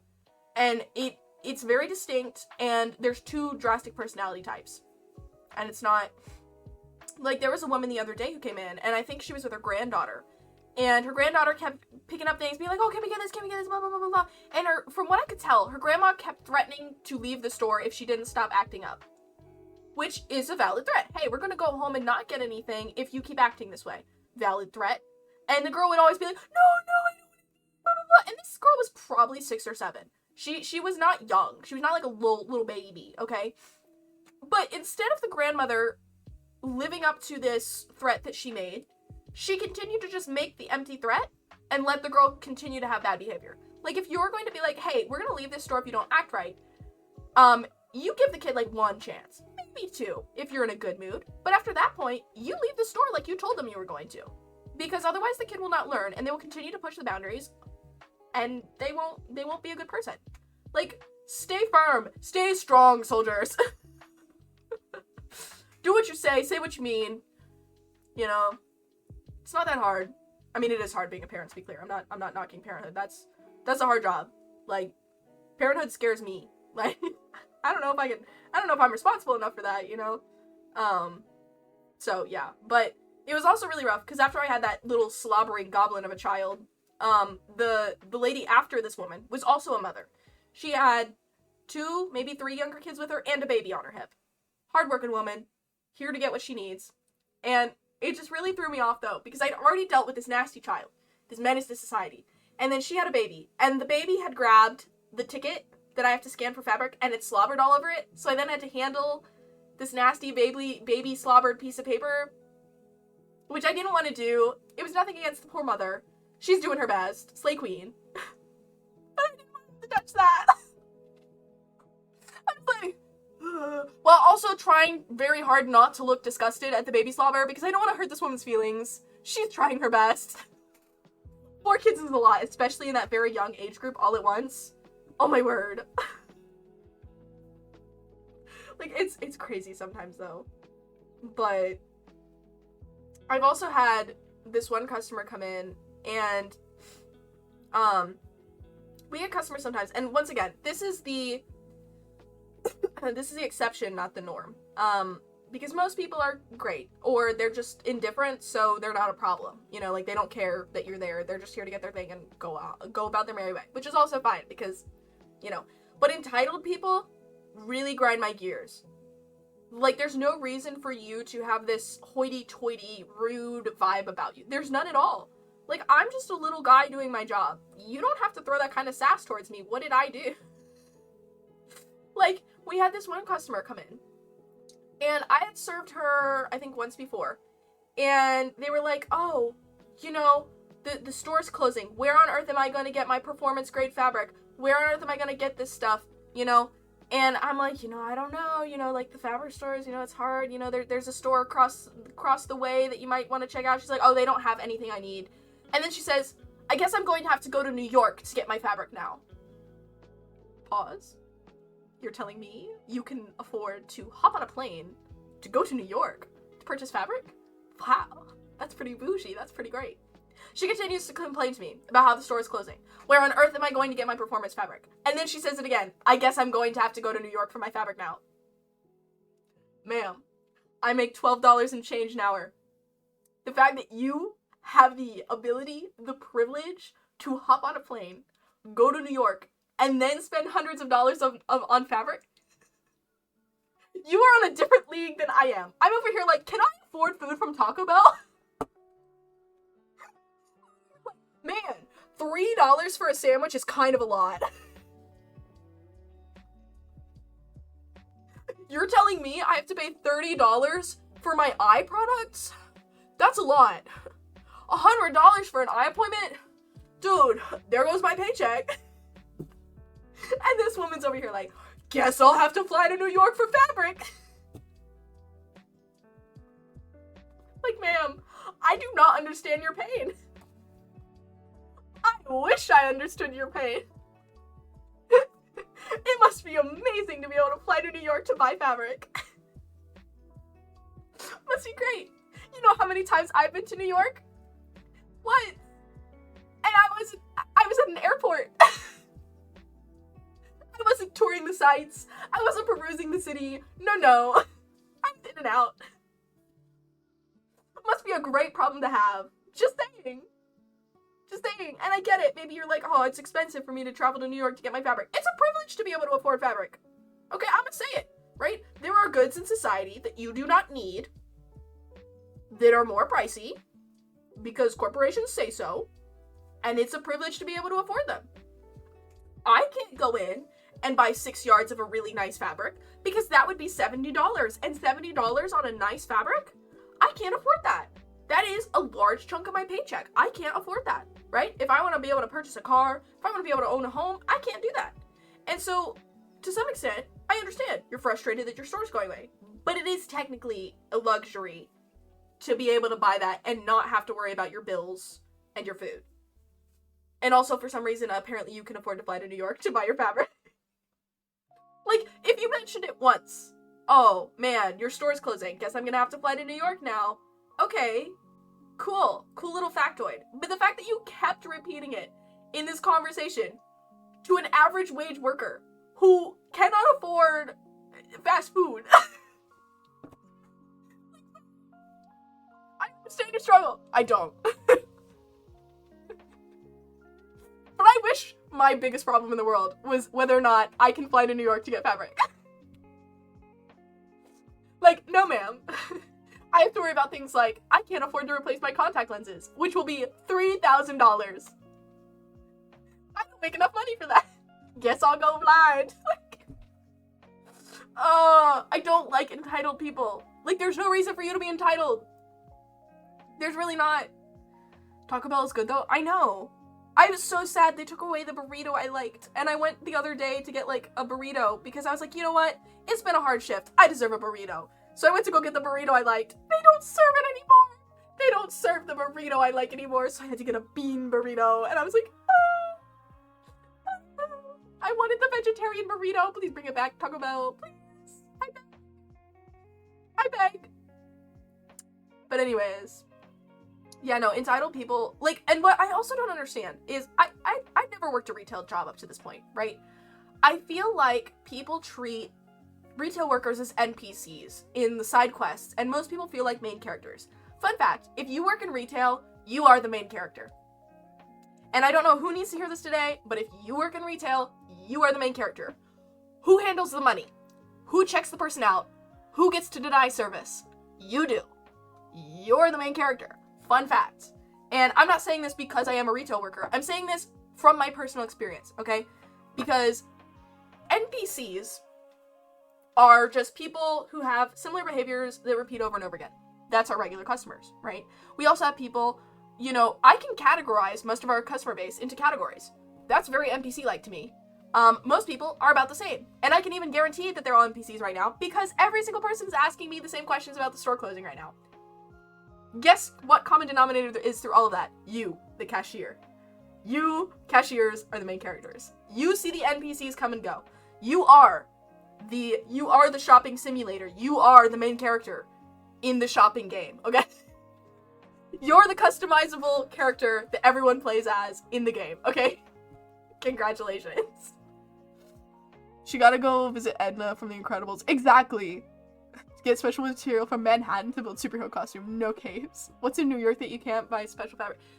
So, to be fair, one of the biggest fashion schools is in New York, so my assumption is some of the better fabric stores are near the fashion school in New York. I actually wish I could go to the fashion school in New York, but number one, school expensive. Number two, housing expensive. Number three, crazy people in the subway. There's a man who lives on the subways who just has a knife.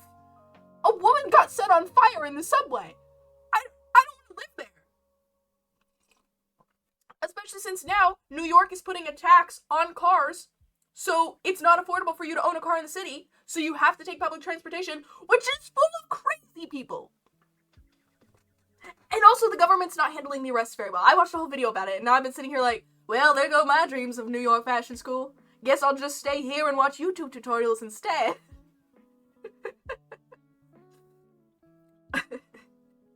Like, oh my word.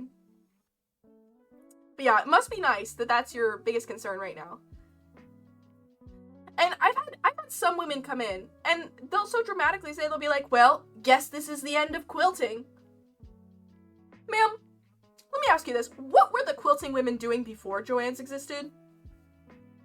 Were they just, like, doing witchcraft and summoning the cloth from the earth? Like, I think you'll be okay. And if you really want to pick up a hobby, do what the original women did. You know? Spin your own flax into string, weave your own fabric. You know? I just watched a video of a lady make yarn from nettles. And it was really cool. And now I too want to make yarn from nettles, right? And then she purchased some like samples of nettle fabric. That's so cool. You're telling me that's a plant? Tell me you took a plant and you turned it into a string and then you wove it together? That's so cool. And people are like, no, it's the death of quilting. Like, and what I do is, so I'm not wealthy. And I go to thrift stores. One of the things you can find at thrift stores is fabric. You can find all kinds of fabric. You can even find yarn. I found this yarn at a thrift store, right? Paid very little for it, right? And so I'll recommend to people, hey, maybe check your local thrift stores for fabric or pieces of fabric or old clothes that you can turn into stuff. And I had one lady go, oh, I don't want to do that. Okay. Like, I get it. Most people get grossed out by thrift stores. Don't be grossed out by the thrift store. I found yarn in the thrift store. I found old Kmart yarn that doesn't exist. I found freaking vintage yarn in the thrift store. Nobody else has it. I have it. It's going in my blanket, and it's great. Like, calm down, you know? Fiber art classes will allow you to do all this. Exactly. Like, fiber artists are really cool. Like, just go back to the olden way of doing things, and just work with your hands, make things. If you're so worried about quilting going under, start your own fabric store. I've literally told some customers, oh, why don't you start your own fabric store then? If you're sad about Joann's closing, you're one of the customer base. You know about the store. You know what people like. You've been coming here for years. Why don't you go in and start a fabric store? They look at me and they're like, oh, I wouldn't do that.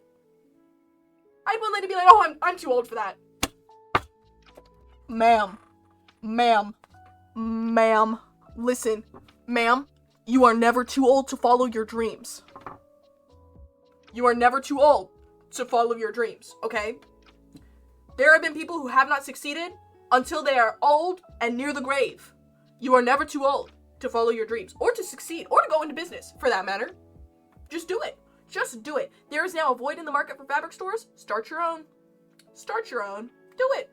Do it. I can about guarantee you, if every older client of the Joann's fabrics across the US pitched in and purchased a share of the company would still be open. Just saying, you know, that is an option that you guys could have gone about. You could have been like, hey guys, why don't we start a petition to purchase the company as like a conglomerate, you know, everybody buys stock or something, you know, that could have been fun, that could have been interesting, but like, I guess nobody thought of that. Just saying. Like, if you're so concerned about the future of the store, work harder. And so many people were like, oh, I'm gonna write a very strongly worded letter to corporate. You think corporate cares?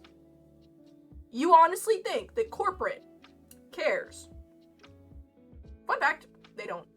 They don't even care about the employees' opinions. So, what makes you think they care about yours? That sounds so terrible to say, but like, what are they gonna do? Fire me? See, I'm not a mean person, and I want to be very clear about that. I'm not a mean person. I'm not like a vitriol person. I'm not even mad at the company. I'm upset in the sense that like I'm gonna be losing my job, but I feel like I don't have the right to be as nearly upset as my coworkers who've been working there for over 10 years. You know, they have a right to be very, very upset. So for me, it's kind of just like, man, this stinks. Guess I'll find another job. For my other coworkers, like, this has been their livelihood for a very long time, and you're ripping it out of their hands in a vicious way. And then you're also, like, giving people hope false hope and then tearing that away too. And it's just one of those things where I'm like, really? Really? Like, did you have to do that? You know, it's been a mess, I'll tell you. And I think in the next week or so, we're gonna start selling the fixtures, the furniture for the store. And that's gonna be where we get all the people crawling out of the woodwork. People who aren't crafters, people who aren't a regular customer base, who are just here for stuff for their businesses. And I'm really worried that's where we're gonna get the worst people, who are gonna be fighting us and giving us problems. That's where I'm worried. Thankfully we haven't had to call the police on anybody yet. Cause my manager was like, hey, you know, we might have to call the police at some point, you know. So we might be about to hit that point where things tip over and it gets a little spooky scary. But I don't know. It's one of those things. I actually want to buy some of the little display shelves that we have in the store because I own a small business and having some display shelves for super cheap would be really great. So I might do that. Purchase a couple of those, maybe $100 if I can convince the liquidation lady to give me a chance. But yeah, you know, one of the funniest stories that has happened up to this point was a little while back. Whoever was closing must not have checked the store over very well, and some guy somehow evaded notice and stayed overnight in the store. And that's not good. You know, we can't have some random dude off the street sleeping in our store overnight, which is what he did. He didn't steal anything. He didn't eat any of our snacks. He didn't take any of our food. He didn't break anything. He didn't do any damages, like, at all. He just, like, spent the night in the store. And so the opening manager comes in the next morning and finds this guy. He's like, what's this dude doing in here? Like, he's not supposed to be in here. And so he chases this guy out the emergency exit, and this guy tries to escape over the fence. But the guy gets stuck. He's now stuck hanging on the fence. Like, I don't know if it was his pants or his shirt, but he's stuck. He's stuck on the fence. So my manager calls the police. Because this guy, you know, he was trespassing overnight. Calls the police. And then proceeds to have a conversation with this dude stuck on the fence, which is the funniest image in my head, because my assistant manager, love him. He's great. He's a funny guy. And I can just picture him standing there talking to this dude who spent the night in our store and tried to escape, just hanging on the fence. My manager just like, so how's your day, man? Like that's such a thing of him to do. That's such a him thing to do. It's so funny. But then the story got funnier, because when I heard about it, I was like, man, that's crazy. I can't believe that happened. Like, somebody stayed the night in the store. The details got even more entertaining when I found out that this dude who stayed overnight in our store had a jug of milk with him. He just brought a jug of milk. Which is so funny. Like, he didn't steal any of our snacks. He didn't steal soda, candy, chips, nothing. He didn't take a single thing. All he brought was a jug of milk. That's so funny. That's so funny to me. Like, this guy, he's got his jug of milk. Like, that's so funny. That's so non-scary and non-threatening. Just like, look out, guys. The milkman's here. Like, that's one of the funniest things that has ever happened. I almost wish I was there, that opening shift, to see him get stuck on the fence. And my manager just talking to him. Because that's so funny to me. I've also found out that my assistant manager, and I should preface this by saying he's older. He's probably 50s, 60s, probably. He's worked a lot of jobs prior to this. So I don't know how old he is, but I know he's older. So he's an older guy. Really funny guy. Love him. Love him to death. Apparently, and I have yet to see this, but my coworkers have told me, whenever we have trash to take out, which we often have a lot of trash, he will fit it all in the dumpster, and then he will proceed, like, if there's not a lot of space in the dumpster, he will climb in the dumpster and jump up and down on it. Which is the funniest image in my head, because, like, I can picture it, but I want to see it so bad. I'm like, I have to see this man jumping up and down in the dumpster on top of all the cardboard boxes, because that's so funny.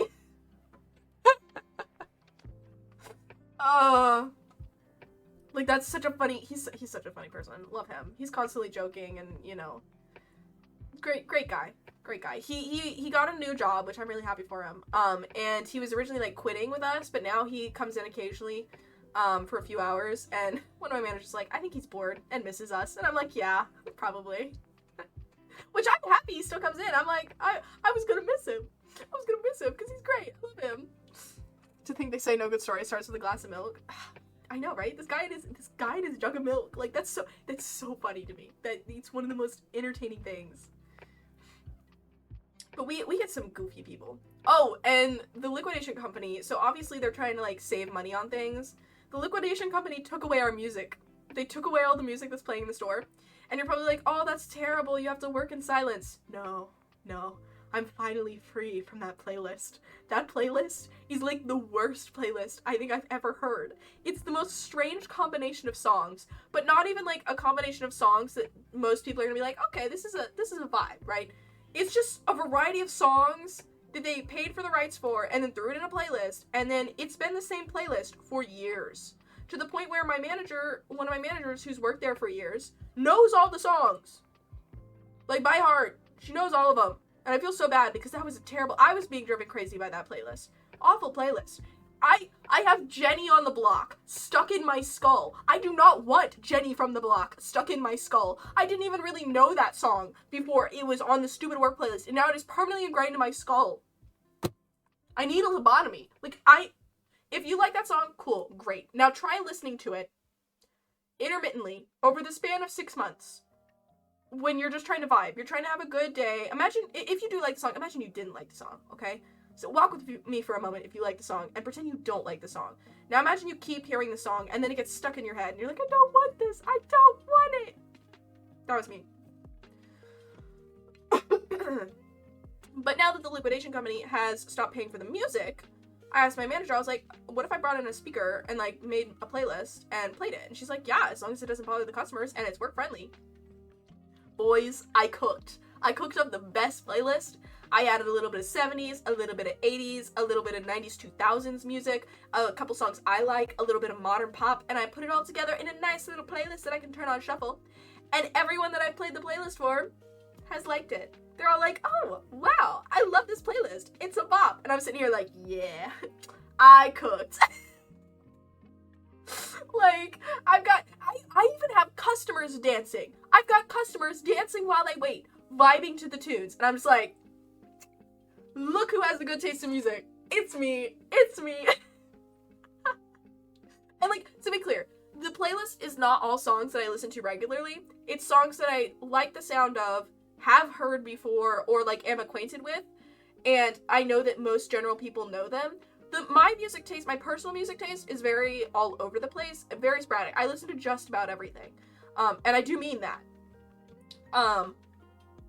So being that diverse of a music listener helps me build a playlist that's generally likable. Like, if I put the songs that I like, specifically me, on that playlist, people would probably be very weirded out. Like, nobody's gonna listen to a hyperpop song if they're 70 years old and understand. They might have a brain aneurysm. Little Sarah's grandma cannot handle the power of hyperpop, okay? She will listen to that and die.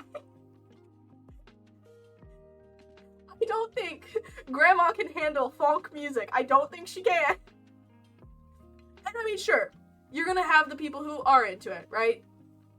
But I'm pretty sure most of these women are probably like little ladies who go to church on Sunday and like, you know, very laid back women. They will not be able to handle that kind of music. Probably the most insane song, and I say insane by like relativity, like how boppin' the song is. Probably the most left field song on there, which should give you an idea of how crazy the playlist is. It's not very. It's very like laid back, chill vibes, bops. I did put Abracadabra by Lady Gaga on there because I heard that song. I was like, oh, this is a vibe. And I put that on the playlist. And I was really nervous at first because I was worried my manager wouldn't think it was work appropriate. But it's been playing several times when my manager's up there and she hasn't said no. So I've been vibing to Abracadabra every like time the playlist loops, and I'm like, yeah. And nobody's complained about it yet. In fact, I had a customer dancing to it the other day. So I was like, yes. Yeah, I added that one to the playlist. I also added like an Aurora song. No, not Aurora. What's her name? No, seriously, what's her name? Oh, I lost it. I lost it.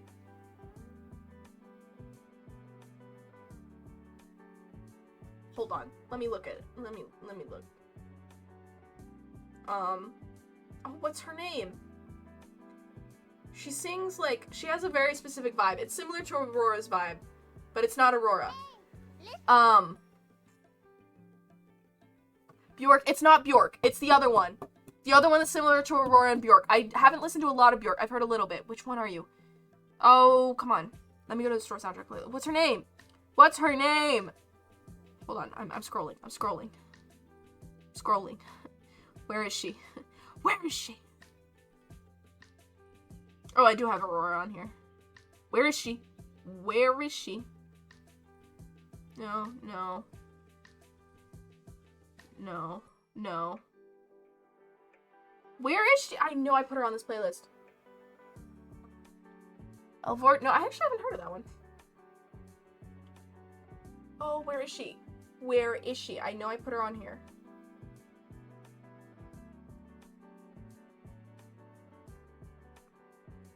Grimes. Grimes.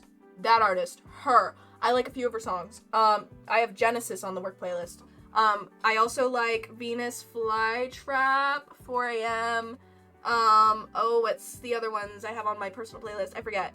But she's got like a similar vibe. Aurora's more like on the calm side. Bjork is kind of like, Bjork is like the OG. And then Grimes has music that's similar to Bjork in art style, I'd say. But I think the two of them don't like when people compare them, I think. I haven't dug into all that. But, yeah, Grimes. Couldn't remember. I was like, it starts with, yeah, so the playlist, I have a couple of video game songs on there. Then I have Fireflies by Owl City, because that makes me giggle every time it comes on. You would not believe your eyes if 10 million fireflies, and I'm just sitting there like, And then I have the Rickroll song on here, Never Gonna Give You Up, because that also makes me giggle. I also have the song where it's like, I just wanna be part of your symphony, because that also makes me giggle a lot whenever that comes on the playlist. That was on the original playlist before they took away our music. I've got September by Earth, Wind & Fire. I've got Take On Me. I've got Sweet Home Alabama, Mr. Blue Sky, Staying Alive by BSGs, Gimme A Man After Midnight. I have several ABBA songs on here because one of my coworkers likes ABBA. Under Pressure, We Are the Champions, The Final Countdown. Which is really funny that I have Under Pressure and The Final Countdown on the playlist for the Joann's closing story. Like, every time it comes on, I'm like, is this the wrong song to have on this playlist? Because it is The Final Countdown and we're all under pressure. Africa, Let My Love, Infinity, Runaway by Aurora, Sunroof, Human, Navigating, Oldies Station, both by 21 Pilots because I love 21 Pilots and I don't care, it's going on there. Antihero and As It Was. Antihero by Taylor Swift and As It Was by Harry Styles, just because, you know, gotta throw some pop in there to get the younger people involved. Heat Waves, Counting Stars, Wake Me Up, Viva La Vida, Every Breath You Take, Flowers by Miley Cyrus, Save Your Tears by The Weeknd, Abracadabra by Lady Gaga, Paradise, Dandelions, Running Up That Hill, Never Gonna Give You Up, Girls Just Wanna Have Fun, Walking Out in Sunshine, I Wanna Dance With Somebody, I'll Be There For You, 1,000 Miles, Happy from the Despicable Me movie, YMCA, Take a Chance on Me, Life is a Highway, that was on the old playlist, Money, Money, Money, 9 to 5, Break My Stride, Wouldn't It Be Nice, Try Everything from Zootopia, Symphony, Roar, Safe and Sound, I'm Still Standing, and Footloose. So that's the playlist. I'm still adding more occasionally, because, you know, gotta spice it up. If we're gonna listen to this every single day, I need some variation. I will say on the Joann's thing again, once again, I want to be clear, like, most people are great. It might come across like I'm bullying people. I hope I'm not, because that's not my intent.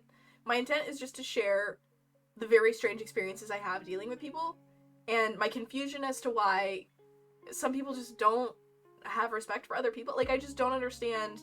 Like, did your parents not raise you to have respect? I sit there baffled at the behavior of grown adults in pure confusion as to why they just don't seem to understand that I am also a person who's struggling with my own struggles. You know, I'm gonna have to find a new job. I have to figure out my future. But that just doesn't matter to these people. And, like, to some extent, I get it. You know, you can't care about every single person. But in that sense, like, just be respectful to the poor customer service workers. Like, we're trying our best. Like, I get it. You're sad the store's closing, but please don't yell at me. I didn't close the store. It's not my fault. I've been here 6 months. I've been trying my best, okay? Like, Just one of those things. I wonder if I'm allowed to read the letters that the corporate sent me about the trial. They're very boring. They're very boring information. They could honestly have just been summarized in a couple sentences. But it's like all this legal mumbo jumbo, like, oh, here's the deal about us closing, and blah blah blah, and stalking horse buyers, and blah blah blah, and oh, potentially getting a buyer, blah blah blah, and funds, and blah blah blah, and debt, and oh, it's Act 11 bankruptcy, blah blah blah blah blah, and I'm sitting there like, what? What are you yapping about? Just tell me, hey, we're closing, like. But yeah, as for my future at the job, like, it'll be what it'll be, and I'll work hard until we go under, you know? And, I'll earn every penny of my paycheck, that's for sure. I get paid Thursday. I'm so excited. I can finally buy a box spring for my bed. That sounds so sad. Oh my word, that...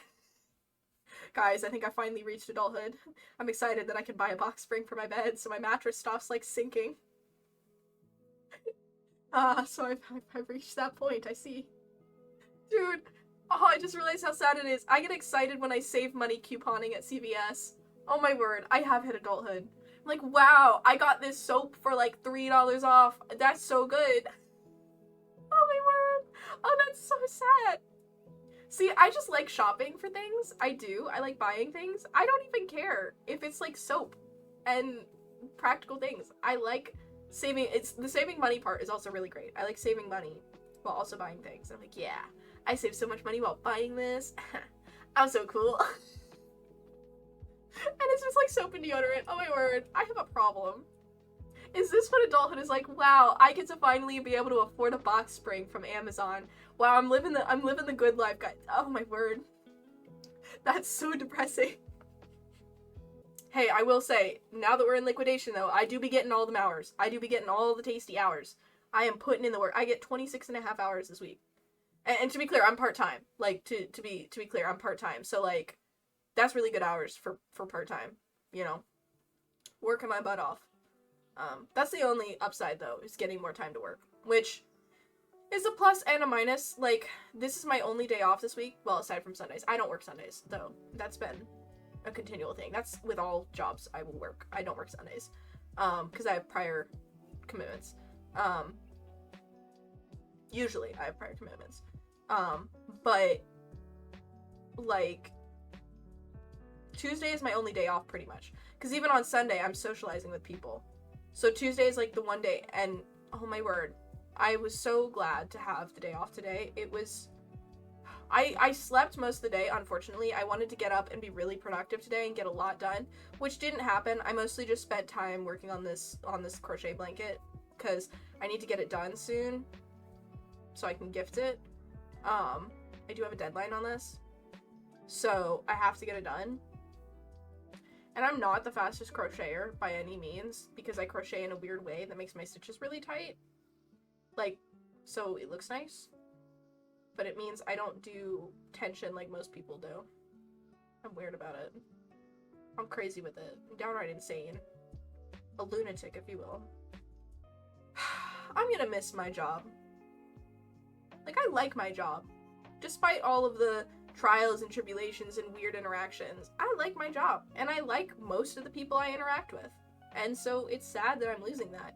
I mean, to be fair, it is very exhausting interacting with people so often.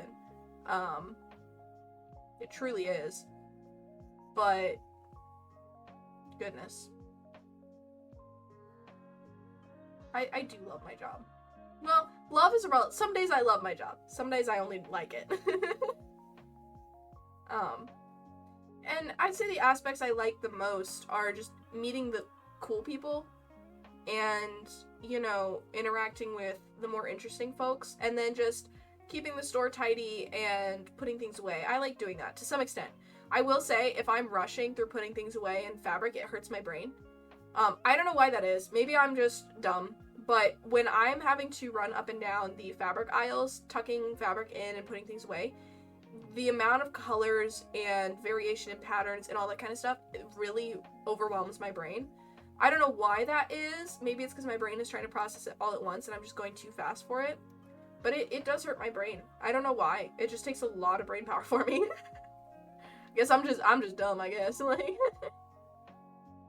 But I do like my job, and I'm going to miss it because it's been a great job, and I have an amazing manager, and I have some amazing supervisors, and it's gonna suck. Like, and I feel bad for them too, because they've all been here way longer than I have. Like, I've only been there a few months, and I've learned so much and learned how to do all sorts of things, and met great people, and I'm gonna lose that now, and it stinks. And I would say, in comparison to some of my other coworkers, I'm not grieving the loss as much as they are. And it sucks, because, like, they're coming into work, and they're just having terrible days, because they know the inevitable is coming. And I can only imagine how it is at every other store in the surrounding area and across the US right now. Like, it's just a constant state of grieving. And we're all having to deal with this immense grief. And not only are we having to deal with it on a personal level, we're now having to deal with every single customer's grief as well, which is really overwhelming if you think about it. Like, imagine helping someone you know grieve, go through something rough. Now, imagine that's multiplied by 100. And then you have to do that every day with 100 new people. And then you have to do that every day all week. So by the end of the week, you've dealt with over 600 grieving people. Wow, that's a crazy number. Oh my word. That's why I'm tired when I come home. That's why. I've been wondering, like, what it is, and I think me verbalizing what's been going on in my head is helping me realize it's because I'm dealing with grieving people. It's because we're going through this. Because I'm not grieving as much as they are. Like, sure, I'm upset, I'm annoyed, but I'm not grieving. But I'm now having to help other people cope and work through their grief, and also stand here and kind of just smile and wave while you're losing something very important to you. And that's a weird position to be in. Because normally, like, you want to comfort people who are grieving, but as a worker at this store, I can only do so much for you because I'm also losing something here, you know? So yeah, that's why it's been so stressful, is because us employees at the Joann's are dealing with your grief as well as ours. That's why it's so draining. That's just clicked for me. That's why I'm coming home so tired, is because I'm having to carry other people and their emotions on top of my coworkers' emotions. And like I said, I have only been there for about 6 months, and I like my job. I do like my job, and I'm really sad that I'm losing it. I really am. But it's not the same level of grief that my coworkers who've been there for like 8 years are feeling. You know, that's a whole nother level of grief to be feeling compared to my frustration and annoyance. Yeah, it's rough. It really is rough. And we as the employees, we have to carry that. We're literally carrying the grief of hundreds of people every single day. So, you know, if you're a regular customer at Joann's, please be patient with us. We're tired. We're worn out. We're emotionally drained, just like you are. So, you know, we're all going through it with you. It's just one of those things, you know. And, you know, I try to reassure people and be like, you know, now there's a void in the market. Eventually other stores are going to pick it up. You know, this isn't the end of everything. You know, there is a bright future on the horizon if you work towards it. You can't just be like, oh, this is the death of fabric stores forever. Oh, you know, it's not the end. You know, somebody's going to see this and be like, oh, maybe I should start a fabric store. You know, that's typically how capitalism works. Where there's a void in the market, it'll fill itself in one way or another. And when it does fill itself in, you know, it'll correct itself and work itself out. But until that point in time, you know, we have to say goodbye to a legacy of a store that's been around for years. And it sucks. It does suck quite a lot. There's so many people who are like, where are we going to go now? You know, I've been coming here for years. You know, there's no other alternatives. And, you know, it's rough. It is rough. And I don't know what to tell these people, because in our area, you got what, like Michaels isn't going to do anything. And most of our customer base that I've mentioned Michaels to, they don't like Michaels. They don't. I don't either. Like, just something about Michaels, the vibe in there is just weird. The Michaels I've always been in are really big buildings too, so I just feel really overwhelmed going there, like, wow, this is crazy, this is, whoa. You know, and maybe that's it. And maybe it's just the color palette too that they use. I don't know. Something about them is more like warehouse vibes versus cozy craft store. And then, like, Hobby Lobby, people are hit or miss on Hobby Lobby, and I don't even think there's a Hobby Lobby, like, in my immediate area. So, like, people can't go there either. So I can see why people are so, like, frustrated about the closing. And, did they say why they were closing? Oh, yeah, they filed for bankruptcy. That's why Joann's is closing. They filed for bankruptcy. Chapter 11 bankruptcy. And this is the second time they filed for bankruptcy.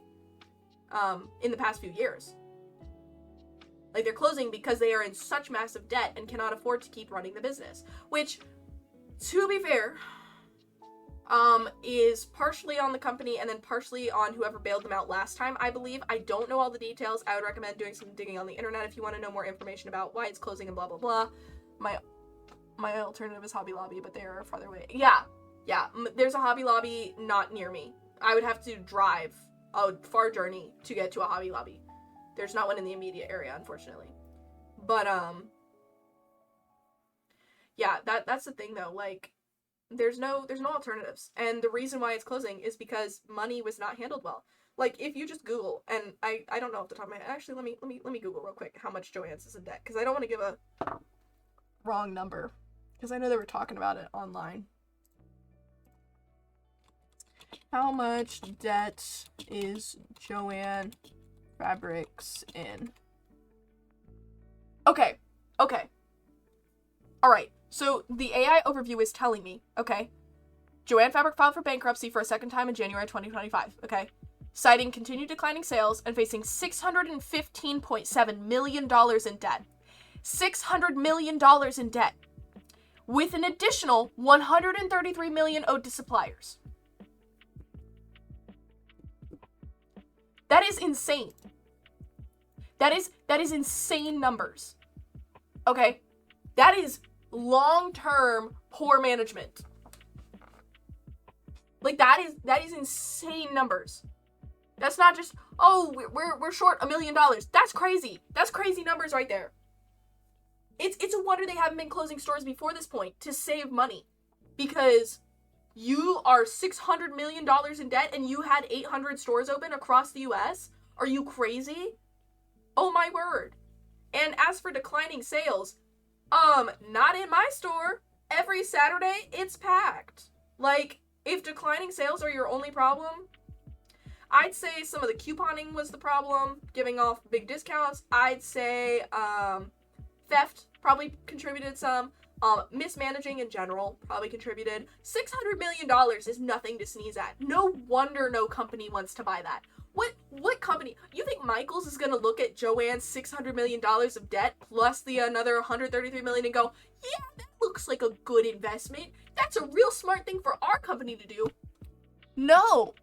That's upper management trouble. Yeah, so they already got bailed out once. And I heard rumors, and I don't know if this is true, I heard rumors that the people who bailed them out before kind of screwed them over too. So I think it's a combination of a bunch of things, but it was also mismanagement of your company. Like, you had a good thing going. You have a very loyal customer base. But that's the other thing they screwed up, is they didn't try to continue expanding their customer base at a level I think they should have. Most of their customer base is older, okay? That's just a fact, alright? When older people get old, they pass away. That is also a fact. A very sad fact, but true. And if your customer base is all elderly people who are going to die in a very short span of time, that's not a long-term business plan. You have to start advertising to younger people to get them in your doors. You have to start advertising to young people. Let me ask you this, chat. I used to do inventory for Joann's about 10 years ago. They were very stressed out then even. You used to do inventory for Joann's? Yo? Hog? Also, yeah, that seems about right. they do be that makes sense. But let me ask you this question, chat. When was the last time you saw a Joann's ad? I'll wait. When was the last time you saw a Joann's ad? Let me get even more specific. When was the last time you were scrolling through TikTok, Instagram, or YouTube and you got an ad for Joann's, or just a video from their account? When was the last time you received a Joann's advertisement? Be honest. Like, tell me, chat. When was the last time?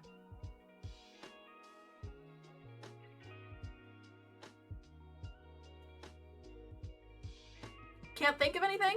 Me neither. Because I've never seen one. Ever. I might have years ago, but aside from that, never. You know what I do get ads for? Michaels. I think I've even gotten a Hobby Lobby ad. Not a peep from Joann's. You know what I did get around Christmas time? That stupid Michaels Yeti and his stupid Michaels sweater. Okay? Like, no offense to Michaels and your ad campaign, but the Yeti was stupid, okay? I didn't like the Yeti. Just go back to your basic ads. I don't care about your Yeti and his sweater, okay? Never. And what's even more interesting is I'm on Instagram, okay? I'm an artist on Instagram. An artist on Instagram who saves crochet work, watches other artists, and partakes in the art side of Instagram. Never once was I recommended a Joann's video. Never once. And they do craft tutorials on their Instagram page. I didn't even know they had an Instagram page. Not once did the algorithm go, oh, look at this crocheter who's also interested in fabric, cosplay, painting, etc. They should get a Joann's video. Not once. You go on their page, minimum likes, minimum interaction with their content. They're not getting out there. They were not advertising properly at all. If you look at other brands, they're going crazy with the ad campaigns. They're trying to get Gen Z in here. They're like, look guys, look at the funny little advertisement. Come buy our products. Have you seen the Nutter Butters page? That's insanity, and it's brilliant marketing. I remember the Nutter Butters page. It is permanently ingrained in my memory. I cannot forget the Nutter Butter videos. Okay? They live in there. They live rent free. Those acid trip of videos. Right? It is like a drug trip watching every single one of those videos. But have I ever gotten a Joann's ad? No. They really did not help themselves marketing, like, at all. Like, no Joann's advertisement. And then coupons, they screw themselves over with coupons too. Not only one, are you giving away a lot of stuff really cheap, which is fine. I think that's cool. I think that's great. Bargainers love to bargain. But, once again, going back to the thing where most of your customer base is elderly people. Guess what they decided to do? Move their coupons and sales into the app. You know, on a phone. A smartphone. A smartphone that elderly people barely know how to use. The amount of times I have had to help customers over the age of 40 go into their phone, find the app, find the coupons regularly, or go to the website or check their email to find a coupon regularly. That is not a good thing. You know, you should have discounts, promotional material, etc. easily accessible for your clientele. And they were discontinuing mail-in coupons. So they were stopping people, elderly people, from having access to coupons, basically. Was the writing on the wall before they announced bankruptcy? Oh, 100%. They had already filed bankruptcy once. Like, I didn't know this when I first joined, but when they filed for bankruptcy again, my manager was like, yeah.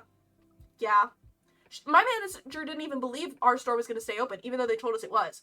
And I trusted my manager, and I'm glad I did, because it prepared me for the hot mess we've been going through. Because my manager was like, yeah, no, I don't think they're going to keep our store open either, even after closing the rest of these. Like, it was literally a ploy to get a buyer. That was the whole thing. And then they gave people all this false and then they ripped it out of them. They're like, oh, we might keep some stores open. Oh, jingle, jingle, jingle, jingle. Oh. Like, you're not gonna be like, okay, so we're trying to get buyers. We may or may not stay open. We're kind of on the fence still, guys. Nobody commit yet. We'll see what happens with the court case. No. Jingle, jingle, jingle, jingle. Like, what? And, like, it seems like they've had problems for a while, but, like, I was willing to put my hat in the ring to be a social media manager. Like, I was talking to my manager about it. I was like, hey, do you think they're hiring anybody to manage their social media? Because I went to their social media page. It's fine. It's basic. It's like, here's some craft tutorials. Okay. That's not going to capture the attention of Gen Z. It was very millennial coded. Let me put it that way. It was very millennial coded, which is fine. But clearly you weren't even getting the millennials in that you were advertising to. So you have millennial coded content on a platform that's populated very heavily by Gen Z, and you're not trying to get the Gen Z people in like every other corporation in America, including Michaels. And you're not putting yourself out there, and that's going to screw you over.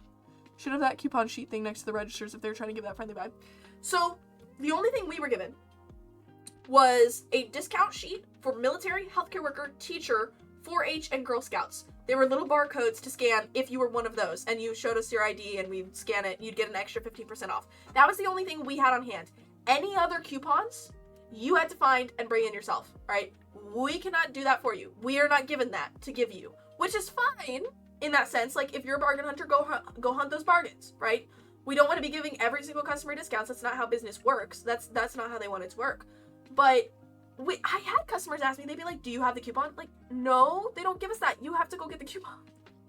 But then they made it hard and difficult, and it's just, there were so many problems with the discount system that were just wrong. Like, they could have been managed better, or just more chill, or, you know, maybe don't start putting your coupons exclusively in emails and on phone apps that your older clientele don't know how to use. Like, Grandma Samantha over here does not know how to use the iPhone S Pro 1000 whatever, and does not know even how to access her email. These elderly people do not know how to use their phones. And then I'm standing here, I don't own an Apple. So whenever people come up to me and they got questions on how to access coupons on their Apple phone, I'm sitting here like, I don't understand what's going on. Because I own an Android. I own a crusty, dusty, beat up Motorola G stylus. Okay? And this thing I've had this since I was 16. It's almost been 5 years I've had this phone. I've dropped it. It's been dropped on the concrete. It is literally full to the brim of so many files that it might just implode one day. Love this phone. It's great. It's fantastic. Wonderful phone. I don't understand an iPhone. So when you come over to me and you're like, here's my iPhone, please help. I'm like, and then I also can't tell people, hey, look up on Google. I have to be like, look up on Safari or whatever the search engine is on an iPhone. Like, I don't know. I don't use that fancy schmancy nonsense. I got a Motorola stylus. It was like $400. I don't know how much the price was. It was a gift. So, like, I don't know. So I have to help these people constantly find the coupons on their phone because it's not well laid out. And they're elderly. They don't know how to use a smartphone. And yet Joann's was like, let's stop mailing them their coupons and let's put them all on the phone. You're now cutting off an entire part of your customer base. Your main part of your customer base, by the way. Most customers that shop, at least in my store, and it might be different for other stores, but most of the people who shop in my store are elderly. It is what it is. And most of them are lovely, wonderful people. Lovely, sweet grandmas who make wonderful quilts and crochet and vibe, and we love them dearly. But goodness, Joann's, read the room. Start bringing in younger people to lead your marketing, get younger people in your store. The other thing that I think was dumb that they discontinued, they stopped offering classes in the store. Okay, so you want a whole other generation of people to buy your products, buy your sewing machines, buy your fabric, buy your yarn, but you're not teaching that generation how to use those tools. So who's gonna buy your products? Nobody. Nobody's gonna buy them because you haven't taught them how to use them. So the amount of people who have asked, do you guys offer sewing classes? No, sorry, we don't do that anymore. And see, even when they did offer classes, the classes were expected to be taught by the employees. You know, the regular employees who are trying to run the register, keep the store clean, keep everything stocked. We would have to take time out of our day to do classes. And I wasn't there when they used to do classes. That was years ago, right? I've heard my coworkers talk about it, who've been here for over 10 years. You would have to take time to go teach this class, show people how to do, no, it wasn't even the class. What was the thing they had to do? They had to take time, what's the word? When you have a product and you're like, here's what the product does. Product demonstration. Regular employees were having to do product demonstrations, which if we're trying to get things done, we don't have time to do. So you need to have somebody here who's regularly demonstrating your product. That's their job. Then you also need to have somebody who's teaching a class, and that's their job. You should have that. Apps are trouble for so many. I feel like businesses have really pushed the AI on apps online and the cost of customer service. Yes, they have. And not only that, self-checkout. We don't have self-checkout. Thank goodness. Self-checkout that so many companies push for causes so much more theft. Like, I can't stop theft in the store, right? That happens, right? That's not my job to stop theft. But I can check carts, and I can be like, oh, are you buying that other thing in your cart? I can make sure that nobody's walking out with product accidentally, you know? Because I'm a person with eyeballs. My little peepers be like, look at that little spool of thread sitting there in the bottom of the cart. Are they buying that? Most of the time, I don't have any trouble from people. They're just like, oh, I missed it. Here, my bad. And they set it on the counter. I had a lady come back in the store the other day. She's like, oh, I was talking with someone on the way out of the store, and I walked out the store holding this stuffed animal. And she's like, I wanted to bring it back in here for you. And I was like, thank you. Like, it's easy. It's easy, people. It's easy to be polite. It's easy to be polite to customer service. And I did not think that woman had stolen. I was not upset with her. I was like, oh, girl, it is what it is. It's completely fine. You brought it back in. You're all good. Like, she's fine, you know? One branch of my job is completely automated now. The idea was to be cheaper, but it's the same price as other competitors, so it's really frustrating. Yeah. I expect this will continue to happen on all the branches. Yeah. They're trying to make things affordable, and there are some things you just need a human touch for. And if we automate everything, we'll lose human connection. And that's something that I think is becoming very prominent in society, that I heard someone talk about it. People need people to live. We need to interact with people in order to be healthy. It's part of human nature to interact. Even if you're a loner, you still need to occasionally interact with someone, or you'll be left with your own thoughts and lose your mind. You need human interaction. So if you begin to remove that from every aspect of society, and then you estrange people by pitting them against each other, and then you also disconnect them by keeping them behind screens, and so the only way you can interact with people is online, you suddenly end up with an entire society that no longer knows how to interact with other people, treat each other with respect, and people are disconnected. Like, if you remove people from customer service jobs and turn it into AI and robots, people lose a brief amount of human interaction that we need. We all need human interaction desperately. And that's something that's very seriously lacking in our society today, I think. Like, you see how connected people are through their phones because they're like, oh, all my friends are online. All my family members, I can talk to them through my phone. So we've lost writing letters, we've lost interacting with people, we've lost interacting with strangers, we've lost all this stuff. And phones are great tools, they really are. But at the same time, they also disconnect us. They're a great connection tool, but they also disconnect you. It's a dichotomy that we have to hold in balance. Affordable, but for who? Exactly. It seems like the business is the only one who's really benefited. Exactly. Which is why I am also so frustrated about the fact that most businesses only hire part-time workers so that they don't have to pay them benefits. Do you know how angering that is? Like, I come in and work a 9 to 5 for you. I will. I'm willing, right? I'm willing to come in if you give me benefits, right? If you give me good benefits, I will show up every day. I will dedicate myself. I will work my butt off for every penny you pay me. But if you only hire me part-time and don't give me benefits, and if you're only hiring me part-time just so I don't get benefits, and then also you're telling me like it's more affordable for you to hire me part-time, I hate companies that specifically hire part-time so it's more affordable for them. Like, these are people who want full-time jobs. Everybody right now needs a full-time job because everything's so expensive. But they're like, oh no, we don't want to pay more, so part-time it is. That's so cruel. That's so stupid. Like, I would work my butt off at a 9 to 5. But here I am, a part-time worker, because they can't afford to pay me more. Which is dumb, stupid, very stupid and dumb. Like, stop hiring people only part-time just so you as a corporation don't have to pay extra benefits. Like, people are starving. We got bills to pay. And that's the other thing with, like, Joann's. Taking that hope away from people that they were going to leave some stores open. Like, I can only imagine the employees at some of the other stores in my area, because my store was supposed to stay open. Ours was on the list that was going to stay open. Going to stay open. My manager warned me, was like, probably not. And so I trusted my manager, which I'm glad I did, because some of my other coworkers got hopeful. We did not need to get hopeful. We did not. I can only imagine being an employee at one of the other stores in my area, being like, oh, one of them's staying open, maybe I can go get a job over there, you know, and keep doing this job I like. And then boom, you tear that away too. And it's also so cruel to the customers. It really is. Being like, oh, actually, we're going to leave 300 of our locations open for you guys. They're going to stay open, and you're going to get your fabric, and it's going to be all fine and dandy. Jingle, jingle, jingle. Look, guys, look, it's going to stay open. Poof. Sucker punch to the gut. Just kidding. Just kidding, we're not.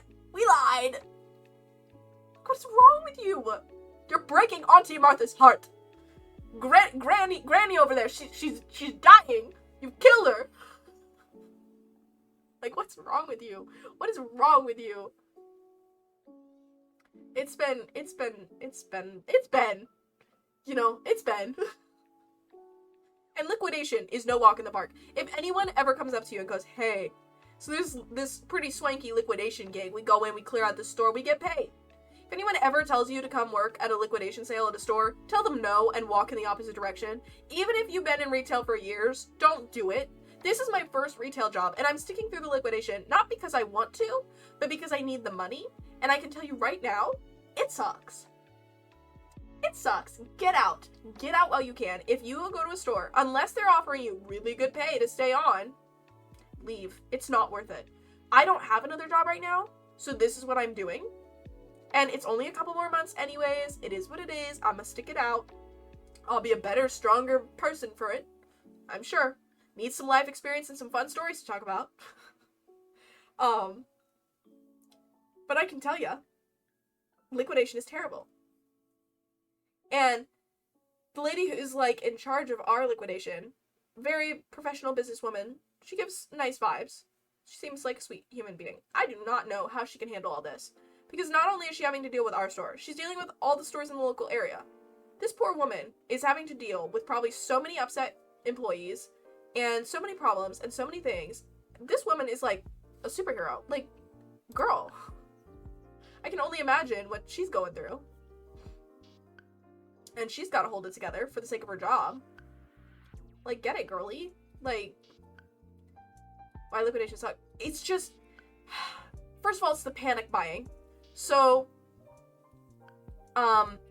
people are panicked because we're closing, and they're worried they're not going to be able to get anything anymore. So they're buying as much as they literally can afford. Which sometimes is over $1,000 purchases. I'm not even kidding. People are spending over $1,000 in purchases sometimes. Of fabric. Like, oh my word. Like, I get you're freaking out. But holy moly. Like, that's like 2 or 3 months of my pay that you're spending on fabric. All at once. In one go. One fell swoop. One card, too. That's the craziest part is, like, they pull out one card. But I'm sitting there like, my flabbers are gasted. They're, absolutely.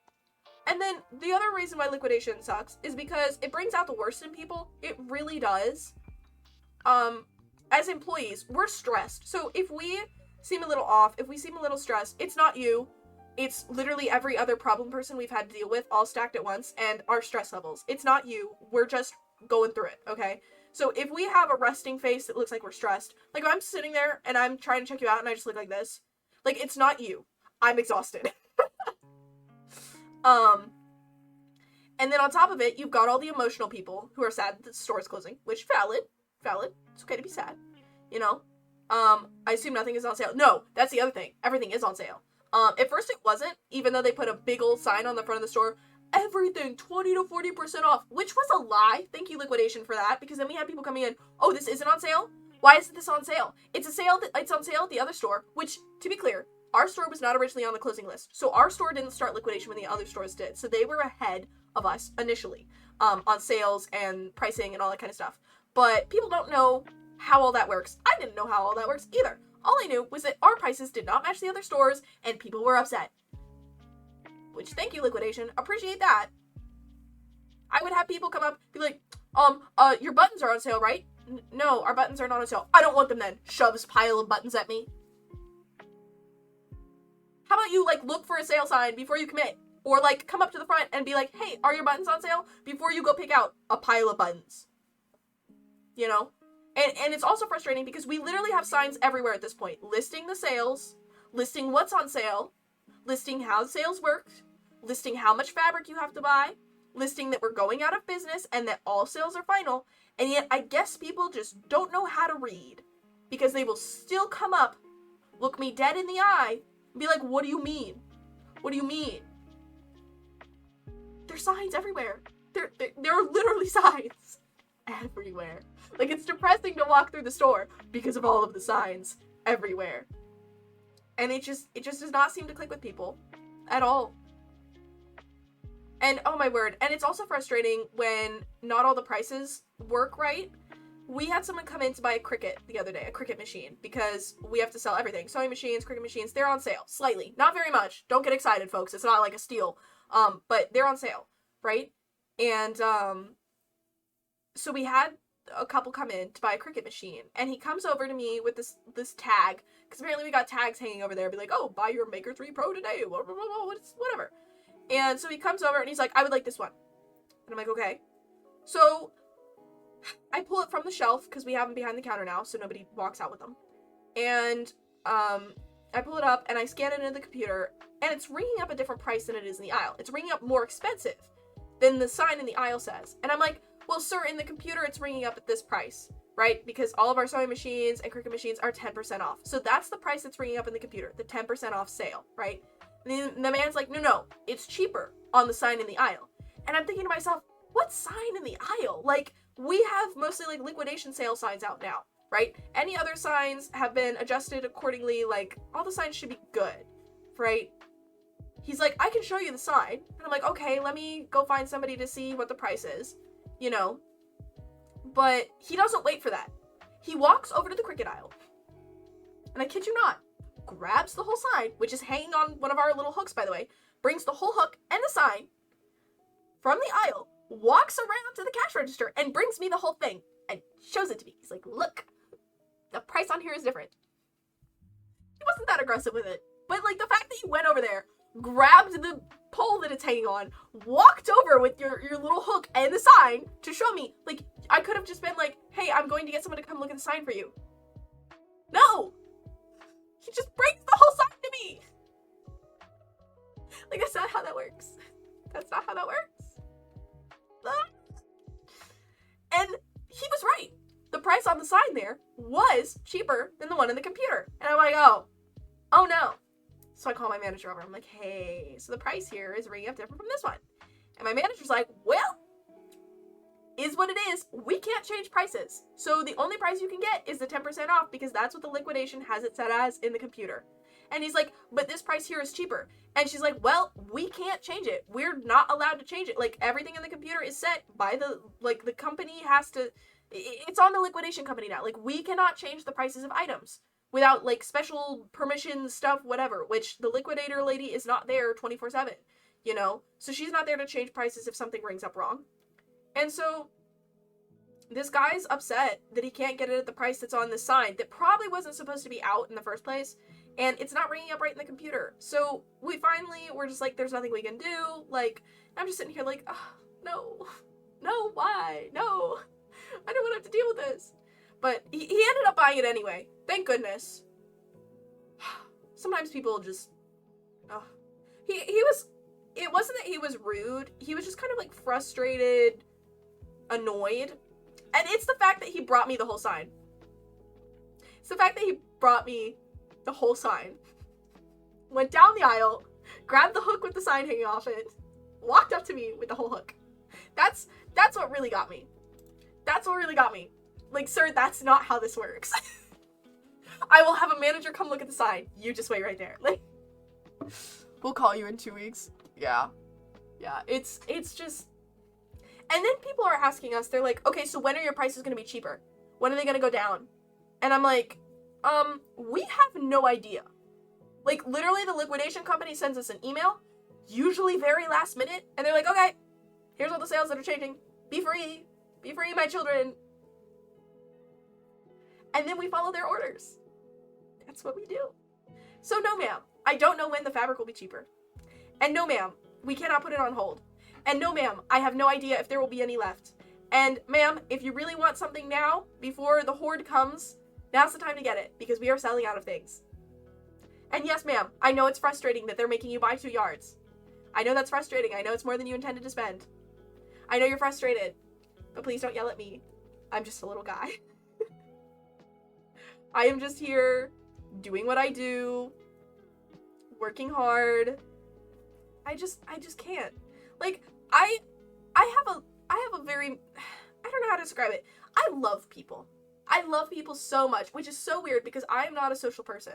Like, at all. I'm not a social person, you know? I'm really not. I'm not a social person, but I love people. I really do. I'm an introvert who loves people. It's a really weird spot to be in because if I go too long without people, I'll start to go a little stir crazy, even though people wear me out, right?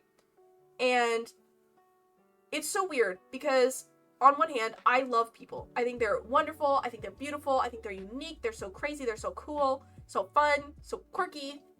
But then I have to deal with some of the most terrible people on a day-to-day basis. And I'm like, why? Why? Why are you the way that you are? Because, like, I just don't understand how the day-to-day person, and like I said, most people are completely fine, but there's always that one person, like that lady who started growling at my manager. Why are you growling? Why are you, you're not an animal. You're a 50-year-old woman in a fabric store. Please don't growl. I can't with some people. I don't understand them. Because my parents raised me to be polite, to be respectful. There was a phrase they always said, look with your eyes, not with your hands, right? So in other words, admire the things on the shelf, don't touch. So when we were a kid, you know, if we did pick something up, we were very careful, we put it back exactly where we found it. We put it back exactly where we found it. And, you know, we were polite, you know, to people who worked. My parents did a good job raising me, you know?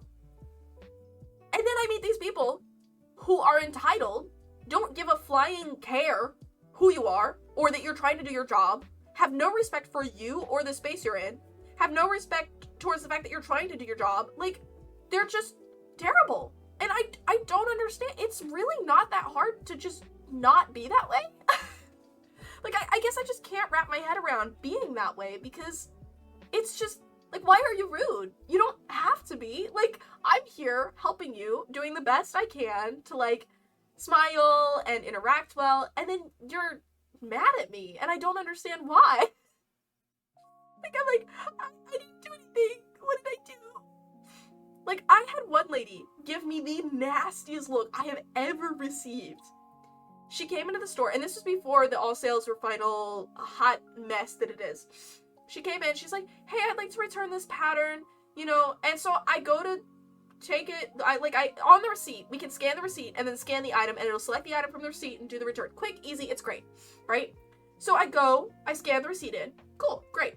I go to scan individual items. I go to scan the pattern. Doesn't come up on the receipt. I'm like, that's weird. Start looking through the receipt. Can't find the item on the receipt. I'm like, huh, that's weird. And I asked the lady, I'm like, are you sure it's this receipt? She's like, yes, I'm positive it's this receipt. I'm like, okay, well, I can't seem to find this item on the receipt. And she's like, well, the lady scanned everything. I'm like, well, maybe she missed scanning this one.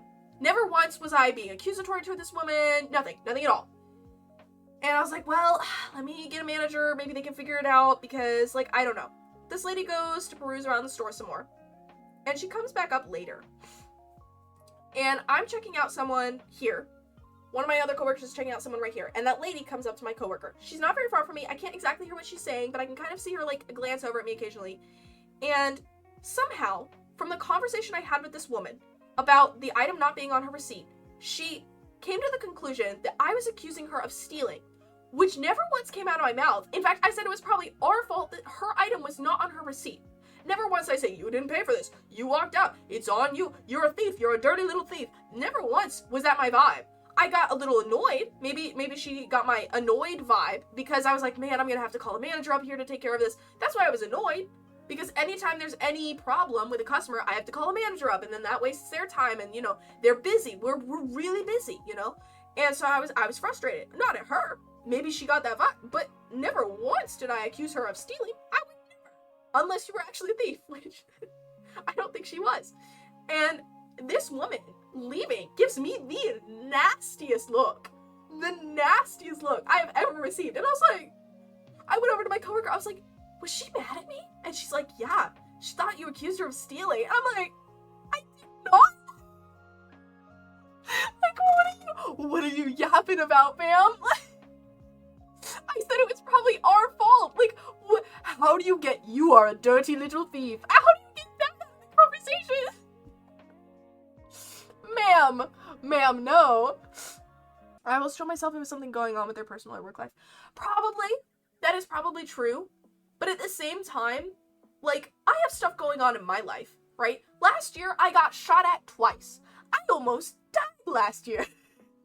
And that did not cause me to mistreat public workers. Like, I didn't get shot at and almost die, and then go into McDonald's and be like, how dare you make my sandwich wrong?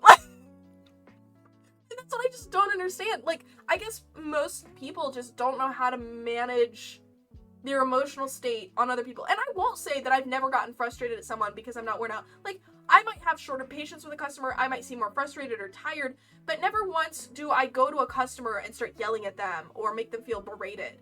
sometimes I'll get frustrated, you know, and be like, oh, you know, like, because I don't want to have to deal with these problems on top of the piles of work we have to get done. And I understand that's part of customer service. I get it. You kind of got to suck it up and do what you do. But, you know, I don't think I've mastered how to tell people no, because people will be like, oh, what do you mean I can't have 1 yard? And I have to be like, it's 2 yards.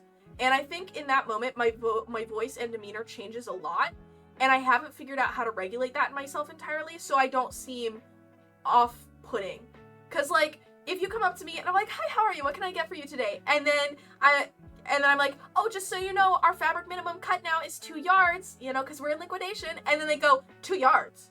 That's automatically going to go, like, that's automatically going to throw my demeanor off. I'm going to be like, oh, no. Oh, no. Like, you know. And then if you're like, what do you mean I have to get 2 yards? I'm like, ma'am, it's the minimum. And then obviously my demeanor is going to be affected heavily by your demeanor. And I'm trying very hard to stay professional and not be upset and, like, you know, and I'm not good with confrontation, like, at all. And confrontation makes me want to cry. I had one lady get angry at me, like, near the start of my job, and I almost broke down in tears. And then I almost cried again because the lady after this grumpy woman gave me such sass. The lady after her, sweetest woman, she's like, don't you worry, honey, you know, you're doing a good job. That lady's just like that sometimes. And I was like, oh, don't cry in front of this sweet woman. Sometimes people get their buttons pushed, but sometimes the buttons and light switches get left on. Yeah, I know. And it is hard, you know, but some people are just crummy people. And that's the frustrating part to me, is like, why are you crummy? Like, why? You can choose not to be. And, you know, I'm not one of those people who's like, she was happy all the time. You must be happy 24/7. No, you need to feel emotions, and you need to do so in a healthy manner. But you also have to teach yourself not to let your emotions spill over onto other people, which is something I've struggled with in my life. I used to have really bad anger. And I've gotten a lot better as I've gotten older. And by anger, it wasn't towards general people. It was like I struggled fighting with my siblings a lot. That was the biggest thing for me. I would get really mad at my siblings. And that's something that I was having a hard time learning how to handle that as a kid. And that was something I was not great at. And as I've gotten older, like, that's not a problem for me anymore. Like, sure, I get frustrated with my siblings, but I don't usually yell at them or get after them, unless they're, like, really in the wrong. I'm an oldest sibling, so, you know, there's some responsibility there, but keep it under control. Exactly. Like, hold it together long enough to get home and deal with your emotions. Don't take out your emotions on the regular customer service employee that's trying their best. Like, I really am. I just want you to be happy and go along your merry day and be alright. Like, I don't like seeing sad people, and I'm dealing with sad people every day. And it's just, you know, and the other thing is, too, is I'm one of those people who, when I go through grief or something like that, I feel like it inhibits me from my life. Like, I get annoyed. I get frustrated. I'm like, I'm tired of hurting. I want to push through this so I can be productive and move on with my life. And that's been kind of how I've been after the shooting and stuff, last year, is I've been trying to push through it. I've been trying to, like, get through it. Get through the pain. Suck it up, buttercup. Let's move forward. And I would never give that advice to anybody else I know. It's just, for me, my grief is inconvenient. I'm tired of it. I want it to go away so I can just move on with my life.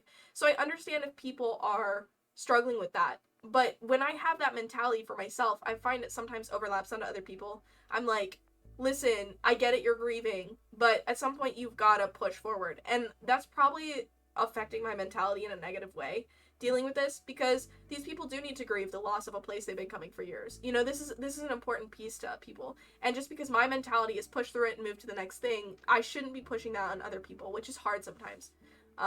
Which I talked a lot to my therapist about earlier this week when we were discussing it, because I'm like, the way I handle grief is different from how most people handle grief. And I'm dealing with grieving people every time I'm at work now, because they're sad they're losing their store. They're sad that they're losing their happy place.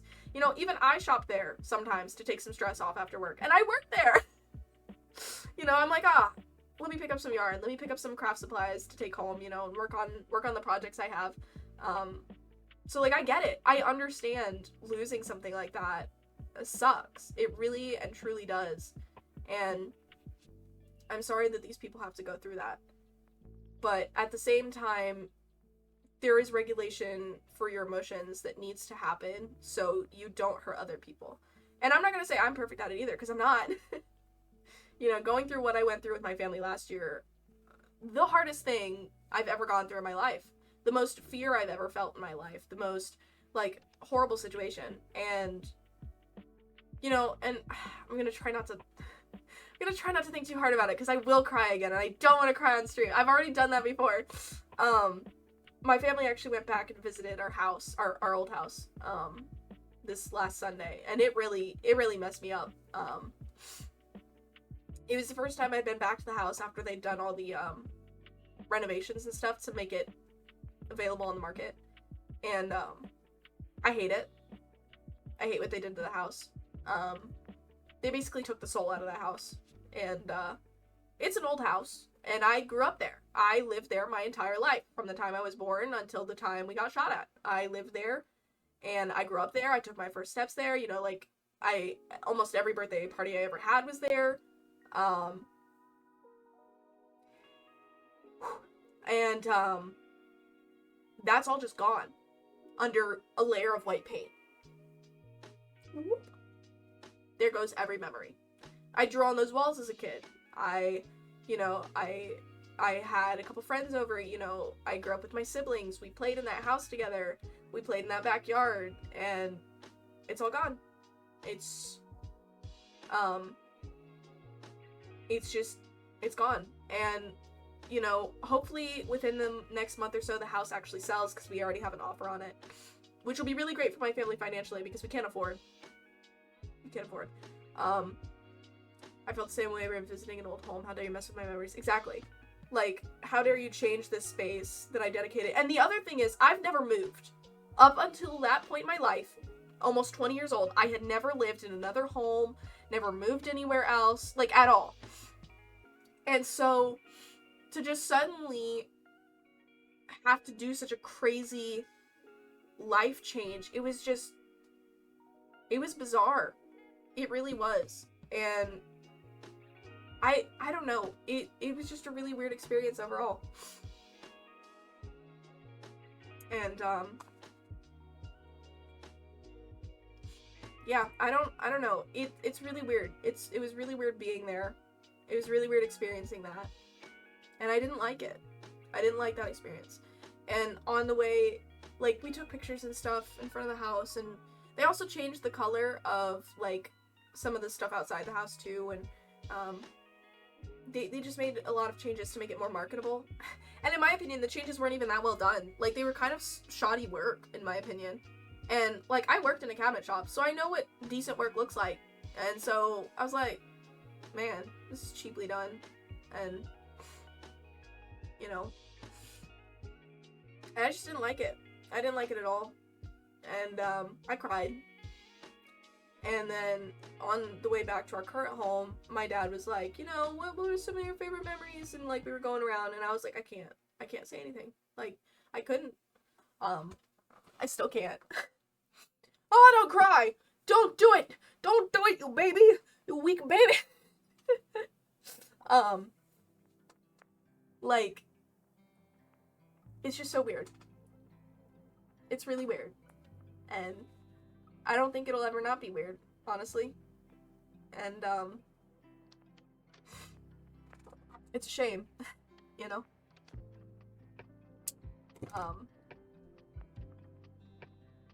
It sucks. It really does suck. I actually did art for my house. Let me see. Let me make sure I'm not gonna dox myself.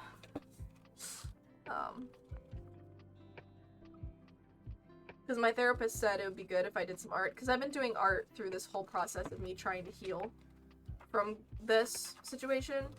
I've done a lot of art.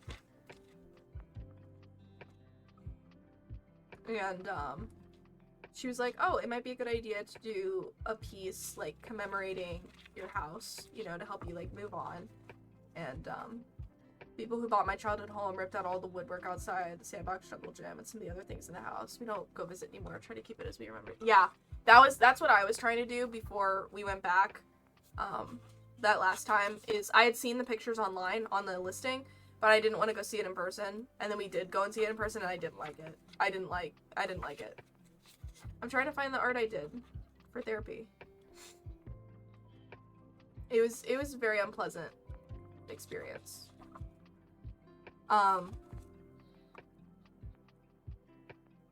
Yeah, so this is the piece I did in commemoration of my house. With like the bullet holes through the picture frame and that kind of stuff. And then a little sign here says home is where the heart is. And I still need to show it to my therapist. I've done some other art too about the shooting. I'd say ever since the shooting, I've had more dark art. I enjoy making dark art now. I don't know why that is.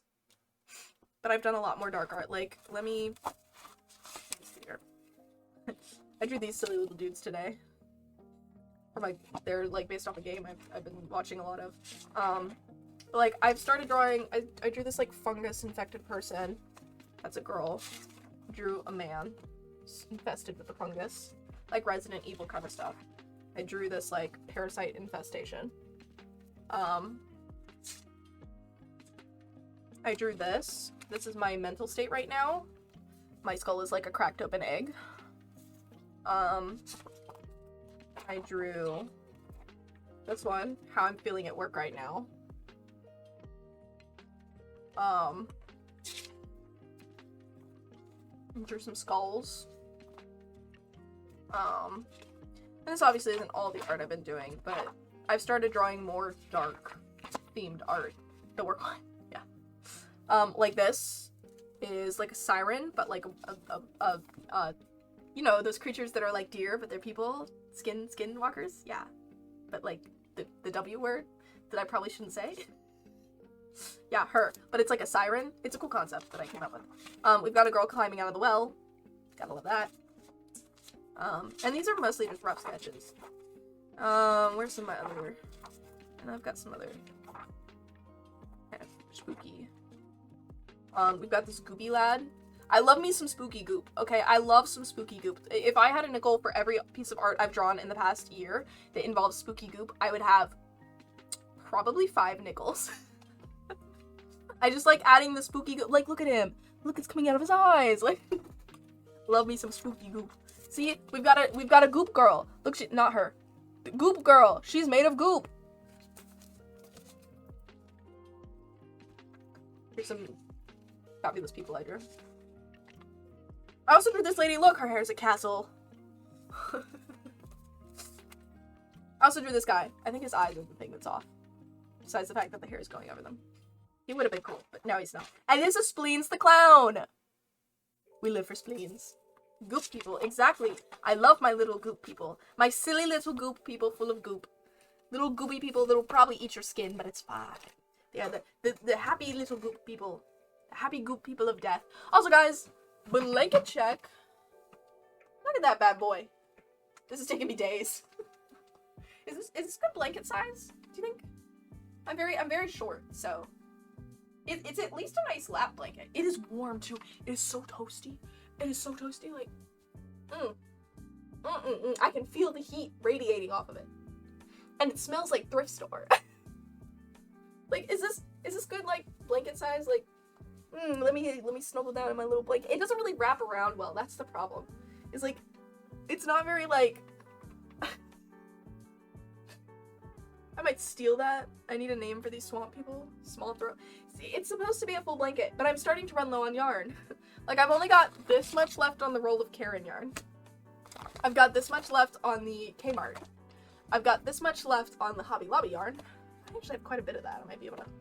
And then I have this much left on the Big Twist Skein. So I'm running low. I do have a bit more of the blue Karen yarn, I think.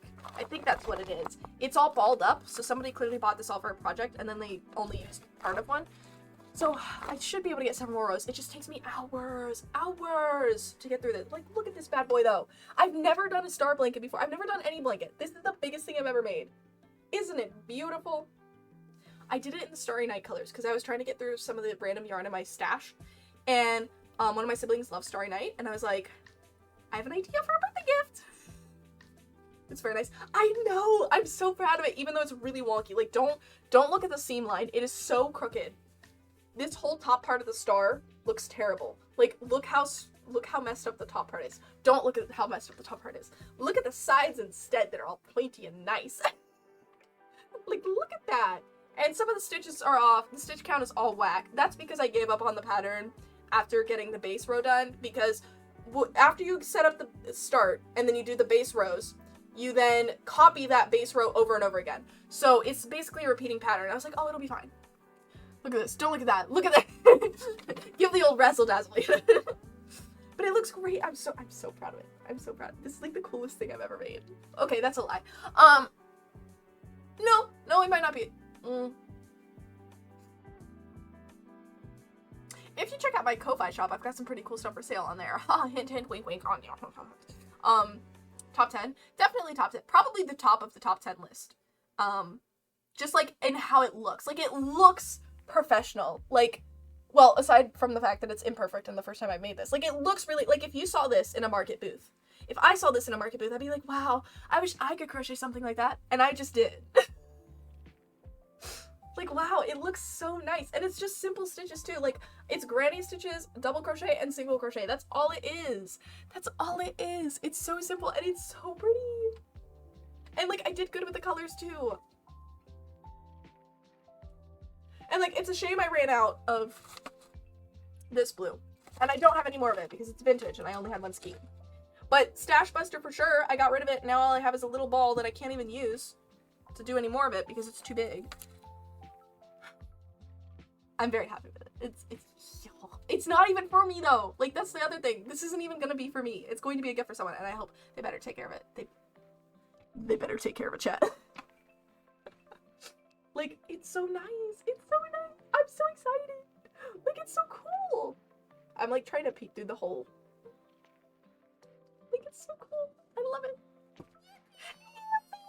Like, that's exactly how I feel. I can't wait to be done with it though, because it is very time consuming. That is for sure. I should probably wrap it. What time is it? 2:17. I should probably start winding down for the night. Because I've reached a stopping point for the evening. I tied off this yarn so I can change colors.